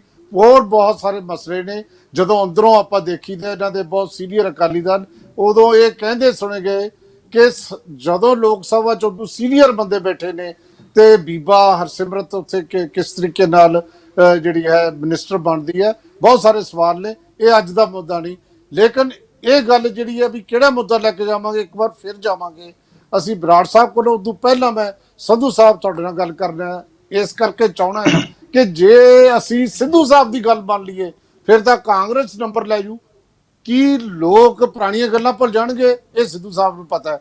ਲੇਕਿਨ ਪਿਛਲੇ 2-4 ਦਿਨਾਂ ਤੋਂ ਜਿਸ ਤਰੀਕੇ ਨਾਲ ਸ਼੍ਰੋਮਣੀ ਅਕਾਲੀ ਦਲ ਨੂੰ ਕਸੂਤੀ, ਖਾਸ ਤੌਰ ਤੇ ਕੱਲ ਜਿਹੜੇ ਹੈ ਕਿਸਾਨ ਜਥੇਬੰਦੀਆਂ ਦੇ ਮਾਮਲੇ 'ਚ ਉਹ ਫਿਰ ਕੈਪਟਨ ਅਮਰਿੰਦਰ ਸਿੰਘ ਲੈ ਕੇ ਜਾ ਰਹੇ ਨੇ। ਤੋਂ ਸੰਧੂ ਸਾਹਿਬ, ਇਹ ਸਾਰੇ ਜਿਹੜੇ ਜੇ ਆਪਾਂ ਐਨਾਲਿਸਿਸ ਨੂੰ ਸਮ ਅਪ ਕਰਨਾ ਹੋਵੇ ਤਾਂ ਕਿਹੜਾ ਮੁੱਦਾ ਹੈ ਜਿਹੜਾ ਵਿਰੋਧੀ ਉਠਾ ਸਕਦੇ ਨੇ ਤੇ ਕਿਹੜਾ ਇਸ਼ੂ ਹੈ ਜਿਹੜਾ ਕਿਸੇ ਵੀ ਪਾਰਟੀ ਨੂੰ ਸਕਸੈਸ ਵੱਲ ਲੈ ਕੇ ਜਾ ਸਕਦਾ ਹੈ? ਵਾਲੀਆ ਸਾਹਿਬ, ਦੋ ਕਿਸਮ ਦੇ ਇਸ਼ੂ ਹੁੰਦੇ। ਇੱਕ ਤਾਂ ਹੁੰਦਾ ਵੀ ਮੌਜੂਦਾ ਗਵਰਨਮੈਂਟ ਦੀਆਂ ਜਿਹੜੀਆਂ ਕਈਆਂ ਹੋਈਆਂ ਗੱਲਾਂ ਉਹ ਨਹੀਂ ਚੰਗੀਆਂ ਲੱਗਦੀਆਂ, ਉਹਦਾ ਇੱਕ ਵਿਰੋਧ ਕਰਦੇ ਆ। ਇੱਕ ਹੁੰਦਾ ਕਿ ਜੀ ਕਲੈਕਟਿਵਲੀ ਸਟੇਟ ਜਿਹੜਾ ਹੈ ਉਹਦੇ ਤੇ ਸਾਰੀਆਂ ਪਾਰਟੀਆਂ ਇਕੱਠੀਆਂ ਹੁੰਦੀਆਂ। ਜਿਸ ਤਰ੍ਹਾਂ ਸਿੱਧੂ ਸਾਹਿਬ ਨੇ ਕਿਹਾ ਵੀ ਐਗਰੀਕਲਚਰ ਇਸ਼ੂ ਬਣਿਆ ਪਿਆ, ਕਿਉਂਕਿ ਮੈਡੀਸਨ ਤੋਂ ਬਾਅਦ ਵਰਲਡ ਦੇ ਵਿੱਚ ਜੇ ਕੋਈ ਸਭ ਤੋਂ ਵੱਧ ਸੈਕਟਰ ਕਮਾਈ ਵਾਲਾ ਤਾਂ ਉਹ ਐਗਰੀਕਲਚਰ ਸੈਕਟਰ ਹੈ, ਤੇ ਕਾਰਪੋਰੇਟਡ ਹਾਊਸਿਸ ਦੀਆਂ ਲਾਲਾਂ ਡਿੱਗੀਆਂ ਪਈਆਂ। ਇਹ ਕਲੈਕਟਿਵ ਫਾਈਟ ਹੈ ਸਾਰਿਆਂ ਦੀ, ਕਿਉਂਕਿ ਪੰਜਾਬ ਐਗਰੀਕਲਚਰ ਸਟੇਟ ਹੈ। ਇਸ ਕਰਕੇ ਇਸ਼ੂ ਇੱਕ ਦੂਜੇ 'ਚ ਰਲਗੱਡ ਹੋਏ ਪਏ ਆ, ਪਰ ਅਲਟੀਮੇਟਲੀ ਇਹਨਾਂ ਨੂੰ ਪ੍ਰਾਇੋਰਟੀ ਪੰਜਾਬ ਦੀਆਂ ਸਾਰੀਆਂ ਰਾਜਨੀਤਿਕ ਪਾਰਟੀਆਂ ਤੇ ਭਾਰਤੀ ਕਿਸਾਨ ਯੂਨੀਅਨਾਂ ਨੂੰ ਬਣਾਉਣੀ ਪੈਣੀ ਹੈ 22 ਤੋਂ ਪਹਿਲਾਂ। ਇਹ ਇਕੱਲਾ 22 ਵਾਲੀ ਨਹੀਂ ਦੇਖਿਆ ਜਾਣਾਗਾ। ਸੈਕੰਡ, ਪੰਜਾਬੀਆਂ ਦਾ ਇੱਕ ਸੁਭਾਅ ਹੈ, ਇਹਨਾਂ ਦੇ ਮੂਹਰੇ ਕੋਈ ਏਜੰਡਾ ਰੱਖਣ ਤੋਂ ਪਹਿਲਾਂ ਇਹਨਾਂ ਨੂੰ ਕਲੈਰਿਟੀ ਹੋਣੀ ਚਾਹੀਦੀ ਕਿ ਉਸ ਰਾਜਨੀਤਿਕ ਪਾਰਟੀ ਦਾ ਸੈਂਟਰ 'ਚ ਰਾਜ ਕਰਦੀ ਪਾਰਟੀ ਨਾਲ ਕੀ ਨਜ਼ਰੀਆ ਹੈ, ਉਹਦੀਆਂ ਪਾਲਿਸੀਆਂ ਬਾਰੇ। ਉਹ ਅਜੇ ਤੱਕ ਢੀਂਡਸਾ ਦੀ ਪਾਰਟੀ ਦਾ ਕੋਈ ਕਲੀਅਰ ਨਜ਼ਰੀਆ ਸਾਹਮਣੇ ਨਹੀਂ ਆਇਆਗਾ। ਆ ਤਾਂ ਟੈਂਪਰੇਰੀ ਗੱਲਾਂ ਵੀ ਇੱਕ ਦੋ ਚੀਜ਼ਾਂ ਦਾ ਵਿਰੋਧ ਕਰ ਦਿੱਤਾ, ਪਰ ਵੱਡੀਆਂ ਗੱਲਾਂ ਤੇ ਵੋਟਾਂ ਪਾਤੀਆਂ, ਜਿਵੇਂ ਮੈਂ ਅੱਗੇ ਤੁਹਾਨੂੰ 370 ਵਾਲੀ ਗੱਲ ਬਾਰੇ ਦੱਸਿਆ। ਇਸ ਕਰਕੇ ਅਜੇ ਜਿਹੜਾ ਹੈਗਾ ਉਹ ਪੋਲੀਟੀਕਲ ਪਾਰਟੀਆਂ ਦੀ ਜਿਹੜੀ ਲੜਾਈ ਦਾ ਮੈਦਾਨ ਹੈ ਤੇ ਨਿਸ਼ਾਨਦੇਹੀ ਹੈ ਉਹ ਬਦਲ ਰਹੀ ਹੈ, ਔਰ ਸਾਰੇ ਪੰਜਾਬ ਨੂੰ ਇੱਕ ਪਲੇਟਫਾਰਮ ਤੇ ਖੜੇ ਹੋਣਾ ਪੈਣਾ। ਔਰ ਉਹਦੇ ਚ ਸਾਰੀਆਂ ਪਾਰਟੀਆਂ ਦਾ ਇਹ ਹੈਗਾ, ਮੈਂ ਹੁਣ ਵੀ ਇਹ ਗੱਲ ਦੁਬਾਰਾ ਰਿਪੀਟ ਕਰਦਾ ਕਿ ਅਕਾਲੀ ਦਲ ਦਾ ਇੱਕ ਜਨਰਲ ਕ੍ਰਾਈਸਿਸ ਹੈ। ਜਦੋਂ ਵੀ ਅਕਾਲੀ ਦਲ ਤੇ ਕ੍ਰਾਈਸਿਸ ਪਿਆ, ਇਸ ਉਹਨੇ ਜਿਹੜੀ ਹੈ ਮੈਨੀਫੈਸਟੇਸ਼ਨ ਹੋਈ ਆ, ਕੋਈ ਗਰੁੱਪ ਟੁੱਟ ਗਿਆ, ਕੋਈ ਨਵਾਂ ਬਣ ਗਿਆ, ਜੀ ਬਿਲਕੁਲ ਕੋਈ ਨਵਾਂ ਬਣ ਗਿਆ। ਜੀ ਸੰਧੂ ਸਾਹਿਬ, ਗੱਲ ਜਿਹੜੀ ਹੈ ਤੁਸੀਂ ਬਹੁਤ ਅਹਿਮ ਦੋ ਤਿੰਨ ਨੁਕਤੇ ਉਠਾਏ ਨੇ, ਇਹਨਾਂ ਤੇ ਆਪਾਂ ਚਰਚਾ ਕਰਾਂਗੇ। ਨਰਿੰਦਰਪਾਲ ਸਿੰਘ ਬਰਾੜ ਸਾਹਿਬ, ਬਹੁਤ ਸਪਸ਼ਟ ਸਵਾਲ ਹੈ ਤੁਹਾਨੂੰ ਕਿ ਤੁਸੀਂ ਢੀਂਡਸਾ ਜਿਹੜੇ ਨਵੀਂ ਪਾਰਟੀ ਬਣਾ ਰਹੇ ਨੇ ਉਹਨਾਂ ਦਾ ਜਿਹੜਾ ਹੈ ਆਪਦਾ ਨਿਸ਼ਾਨਾ, ਪਾਰਟੀ ਦਾ ਨਿਸ਼ਾਨਾ ਉਹ ਕੀ ਹੈ, ਸੈਂਟਰ ਨਾਲ ਕਿਸ ਤਰ੍ਹਾਂ ਦੇ ਰਿਲੇਸ਼ਨ ਰੱਖਣੇ ਨੇ, ਔਰ ਖੇਤੀ ਜਿਹੜੇ ਆਰਡੀਨੈਂਸ ਨੇ ਉੱਥੇ ਕਿੱਥੇ ਖੜੇ ਨੇ, ਔਰ ਬੇਅਦਬੀ ਤੇ ਉਹਨਾਂ ਦਾ ਕੀ ਉੱਥੇ ਦਾ ਸਟੈਂਡ ਵੈਸੇ ਹੀ ਕਲੀਅਰ ਹੈ। ਲੇਕਿਨ ਕੋਈ ਵੀ ਪਾਰਟੀ ਜਦੋਂ ਬਣਦੀ ਹੈ ਉਹਨੂੰ ਇੱਕ ਆਪਣੀ ਲਾਈਨ ਜਿਹੜਾ ਮੰਤਵ ਤਾਂ ਦੇਣਾ ਪੈਂਦਾ। ਤੁਹਾਡੀ ਪਾਰਟੀ ਦਾ ਕੀ ਮੰਤਵ ਹੋਏਗਾ ਜਿਹੜੀ ਨਵੀਂ ਬਣ ਰਹੀ ਹੈ? ਦੇਖੋ, ਸਾਡਾ ਜਿਹੜਾ ਪਹਿਲਾ ਮੰਤਵ ਤਾਂ ਏਕਤਾ, ਉਹਦੀ ਕੋਸ਼ਿਸ਼ ਹੋ ਰਹੀ ਹੈ, ਹੋ ਜੂਗੀ ਮੇਰੇ ਖਿਆਲ ਆ। ਮੈਨੂੰ ਉਹ ਤਾਂ ਅਕਾਲੀ ਦਲਾਂ ਚੋਂ ਨਾ, ਮੈਂ ਦੱਸਦਾ ਨਾ 7 ਤਰੀਕ ਨੂੰ ਜਿਹੜੀ ਮੀਟਿੰਗ ਹੈ, ਜਦੋਂ ਪਹਿਲਾਂ ਅਸੀਂ ਆਪਦੇ ਪਲੇਟਫਾਰਮ ਤੇ ਸਾਰੇ ਇਕੱਠੇ ਕਰਾਂਗੇ, ਉਹਨਾਂ ਨੂੰ ਦੱਸ ਕੇ ਇਕੱਠੇ ਕਰਾਂਗੇ ਨਾ ਜੀ। ਦੂਜੀ ਗੱਲ, ਜਿਹੜਾ ਸਭ ਤੋਂ ਵੱਡਾ ਵਿਸ਼ਾ ਹੈ ਉਹ ਹੈਗਾ ਧਾਰਮਿਕ ਵਿਸ਼ਾ, ਜਿਹੜੀ ਧਰਮ ਨੂੰ ਆਪਣੇ ਨੂੰ ਠੇਸ ਪਹੁੰਚੀ ਹੈ 6 ਵਜੇ ਬਰਗਾੜੀ ਵਾਲੇ ਬੇਅਦਬੀ ਕਾਂਡਾਂ ਨਾਲ। ਉਹਦੇ ਤੇ ਭਾਵੇਂ ਢੀਂਡਸਾ ਸਾਹਿਬ ਪਾਰਟੀ ਦੇ ਵਿੱਚ ਰਹਿ ਕੇ ਐਲੀਗੇਸ਼ਨ ਇਹਨਾਂ ਤੇ ਲੱਗਦੇ ਰਹੇ ਨੇ ਕਿ ਜੀ ਇਹ ਬਾਹਰ ਨਹੀਂ ਆਏ, ਪਰ ਇਹਨਾਂ ਨੇ ਵਿਦਨ ਪਾਰਟੀ ਬਹੁਤ ਕੋਸ਼ਿਸ਼ਾਂ ਕੀਤੀਆਂ ਨੇ। ਬਾਦਲ ਸਾਹਿਬ ਨੂੰ ਇੱਥੇ ਤੱਕ ਇਹਨਾਂ ਨੇ ਮਨਾ ਲਿਆ ਸੀ ਵੀ ਤੁਸੀਂ ਜੀ ਅਕਾਲ ਤਖਤ ਤੇ ਜਾ ਕੇ ਮਾਫੀ ਮੰਗ ਕੇ ਆਓ, ਵੀ ਮੇਰੀ ਸਰਕਾਰ ਵੇਲੇ ਇਹ ਕੁਛ ਹੋਇਆ, ਸਾਡੀ ਸਰਕਾਰ ਦੀ ਨਾਕਾਮੀ ਹੈ, ਅਸੀਂ ਫੜ ਨਹੀਂ ਸਕੇ, ਅਸੀਂ ਸਿੱਖ ਪੰਥ ਤੋਂ ਮਾਫੀ ਮੰਗਦੇ ਹਾਂ। ਬਾਦਲ ਸਾਹਿਬ ਚਲੇ ਵੀ ਗਏ ਸੀ ਅਕਾਲ ਤਖਤ ਤੇ ਪੇਸ਼ ਹੋਣ ਵਾਸਤੇ, ਚਿੱਠੀ ਲਿਖ ਲਈ ਸੀ, ਪਰ ਮਗਰੋਂ ਸੁਖਬੀਰ ਬਾਦਲ ਹੋਣਾ ਦੀ ਕੋਟਰੀ ਨੇ ਕਹਿਤਾ ਵੀ ਜੇ ਬਾਦਲ ਸਾਹਿਬ ਤੁਸੀਂ ਉੱਥੇ ਜਾ ਕੇ ਇਹ ਮਾਫੀ ਮੰਗ ਲਈ, ਇਹਦਾ ਮਤਲਬ ਤੁਸੀਂ ਮੰਨ ਲਿਆ ਸੀ ਕਸੂਰਵਾਰ ਆ। ਰਾਹ ਚੋਂ ਬਾਦਲ ਸਾਹਿਬ ਨੂੰ ਮੁਕਰਾਤਾ, ਔਰ ਉਦੋਂ ਬਾਅਦ ਉਹਨਾਂ ਨੇ ਚਿੱਠੀ ਅਕਾਲ ਤਖਤ ਸਾਹਿਬ ਦੇ ਜਥੇਦਾਰ ਨੂੰ ਭੇਜਤੀ, ਜਿਹਦੇ ਤੋਂ ਢੀਂਡਸਾ ਸਾਹਿਬ ਦਾ ਕੰਫਲਿਕਟ ਸ਼ੁਰੂ ਹੋ ਗਿਆ ਇਹਨਾਂ ਨਾਲ, ਔਰ ਵੱਧਦਾ ਇੰਨਾ ਵੱਧ ਗਿਆ ਕਿ ਉਹਨਾਂ ਨੇ ਸਾਰੇ ਅਹੁਦੇ ਛੱਡ ਕੇ ਚੁੱਪ ਕਰਕੇ ਬੈਠ ਗਏ, ਕਿਉਂਕਿ ਉਦੋਂ ਸਮਾਂ ਨਹੀਂ ਸੀ। ਪੋਲਿਟਿਕਸ ਸਮਾਂ ਦੇਖਣਾ ਪੈਂਦਾ ਕਿ ਜਦੋਂ ਲੋਕ ਤੁਹਾਡੇ ਪਿੱਛੇ ਲੱਗਣ। ਉਦੋਂ ਉਹ ਸ਼ਕਤੀਸ਼ਾਲੀ ਸੀ, ਹੌਲੀ ਹੌਲੀ ਡੈਮੇਜ ਹੋ ਰਹੇ ਸੀ। ਅੱਜ ਉਹ ਲੋਕਾਂ ਨੇ ਨਕਾਰਤੇ, ਔਰ ਅੱਜ ਢੀਂਡਸਾ ਸਾਹਿਬ ਨੇ ਸਟੈਂਡ ਲੈ ਕੇ ਇਹ ਬਹੁਤ ਵੱਡਾ ਸਟੈਂਡ ਲਿਆ ਕਿ ਜਿਹੜਾ ਬੇਅਦਬੀ ਦੇ ਮਾਮਲੇ ਨੇ ਉਹਨਾਂ 'ਚ ਢੀਂਡਸਾ ਸਾਹਿਬ ਬਿਲਕੁਲ ਬੜੇ ਦੁਖੀ ਆਤਮਾ ਨਾਲ ਜਿਹੜਾ ਉਹਨਾਂ ਨਾਲੋਂ ਅੱਡ ਹੋ ਕੇ ਔਰ ਉਹਨਾਂ ਨੇ ਉਹ ਸਟੈਂਡ ਲਿਆ। ਦੂਸਰੀ ਜਿਹੜੀ ਗੱਲ ਆ ਜਾਂਦੀ ਹੈ ਕਿਸਾਨੀ ਦੀ, ਪੰਜਾਬ ਦੀ ਕੋਈ ਵੀ ਪੋਲੀਟੀਕਲ ਪਾਰਟੀ ਵਾਲੀਆ ਸਾਹਿਬ ਬਚ ਨਹੀਂ ਸਕਦੀ ਜੇ ਉਹ ਕਿਸਾਨੀ ਦੀ ਗੱਲ ਨਹੀਂ ਕਰੂਗੀ, ਕਿਸਾਨੀ ਦੇ ਨਾਲ ਨਹੀਂ ਖੜੂਗੀ, ਕਿਉਂਕਿ ਆਪਣੇ ਸਾਰਿਆਂ ਦੀ ਪੰਜਾਬ 'ਚ ਹੋਂਦ ਹੀ ਕਿਸਾਨੀ ਹੈ। ਕਿਸਾਨੀ ਨਾਲ ਹੀ ਆਪਣੀ ਸਟੇਟ ਖੁਸ਼ਹਾਲ ਹੈ। ਜੇ ਕੁਝ ਕਿਸਾਨੀ ਬਰਬਾਦ ਹੋ ਜਾਂਦੀ ਹੈ, ਪੰਜਾਬ ਬਰਬਾਦ ਹੋ ਜਾਂਦਾ ਹੈ। ਪੰਜਾਬ ਜਿਹੜੀਆਂ ਛੋਟੀਆਂ ਗਰੀਬ ਸਟੇਟਾਂ ਨਾਲ ਵੀ ਬਦਤਰ ਹੋ ਜਾਊਗਾ, ਜਿਹੜੇ ਜਿਵੇਂ ਸੈਂਟਰ ਦੀਆਂ ਪੁਲਿਸਿਆਂ ਦੇ ਹਾਲਾਤ ਦਿਖ ਰਹੇ ਨੇ। ਸੋ ਉਹਦੇ ਸਰਦਾਰ ਸੁਖਦੇਵ ਸਿੰਘ ਢੀਂਡਸਾ ਦਾ ਸਪਸ਼ਟ ਸਟੈਂਡ ਆ ਉਹਨਾਂ ਦੇ ਗਰੁੱਪ ਦਾ ਕਿ ਅਸੀਂ ਆਪਦੇ ਕਿਸਾਨਾਂ ਨਾਲ ਖੜੇ ਆ।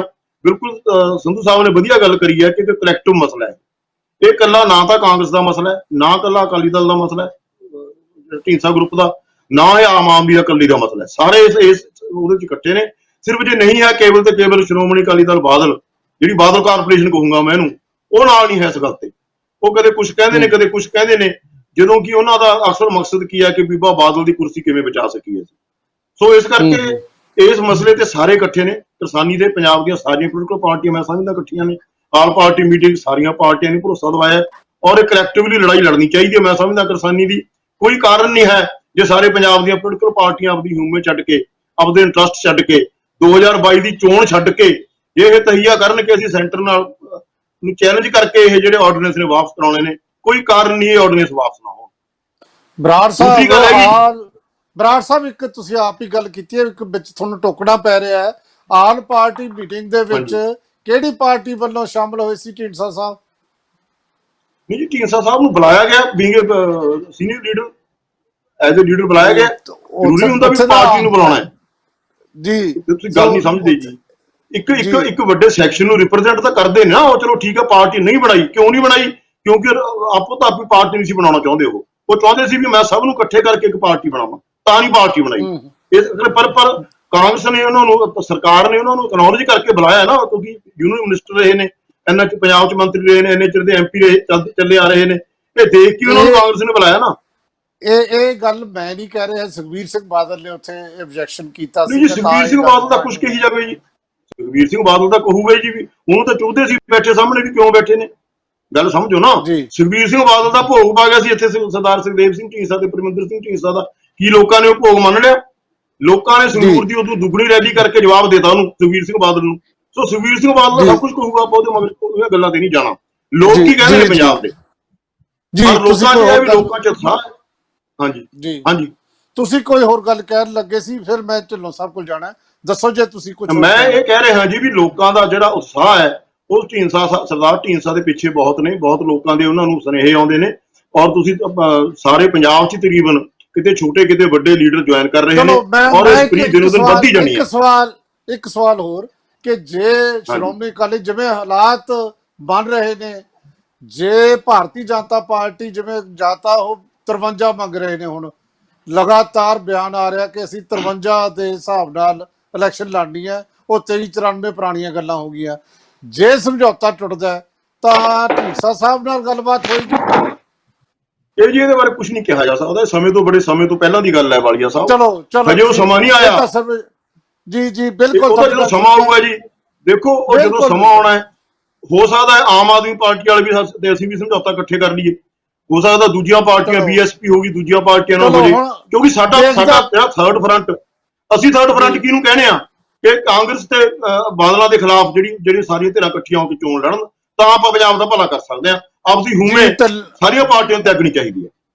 ਢਿੱਲੋਂ ਸਾਹਿਬ ਕਿਵੇਂ ਹੈ ਤੁਹਾਡਾ? ਜਿਹੜੇ ਹੁਣ ਇਹਨਾਂ ਨੇ ਗੱਲ ਕਹੀ ਹੈ ਵੀ ਆਮ ਆਦਮੀ ਪਾਰਟੀ ਨਾਲ ਵੀ ਪੋਸੀਬਿਲਿਟੀ ਹੈ, ਜੇ ਗੱਠਜੋੜ ਹੁੰਦਾ ਹੈ ਆਮ ਆਦਮੀ ਪਾਰਟੀ ਦਾ ਸਟੈਂਡ ਇਸ ਤਰ੍ਹਾਂ ਦਾ ਪੋਸੀਬਲ ਹੈ ਜੋ ਬਰਾੜ ਸਾਹਿਬ ਕਹਿ ਰਹੇ ਨੇ? ਵਾਲੀਆ ਜੀ, ਇਹ ਜਿਸ ਤਰ੍ਹਾਂ ਕਿ ਬਰਾੜ ਸਾਹਿਬ ਨੇ ਨਾਲ ਇਹ ਵੀ ਕਹਿ ਦਿੱਤਾ, ਸਮੇਂ ਤੋਂ ਪਹਿਲਾਂ ਦੀਆਂ ਗੱਲਾਂ ਹੈ। ਇਹਨਾਂ ਤੇ ਅਜੇ ਮੇਰੇ ਖਿਆਲ ਤੇ ਨਹੀਂ ਕੋਈ ਬਹੁਤੀ ਅਹਿਮੀਅਤ ਰਹਿ ਜਾਂਦੀ, ਕਿਉਂਕਿ ਅਜੇ ਸਮਾਂ ਕਾਫੀ ਪਿਆ।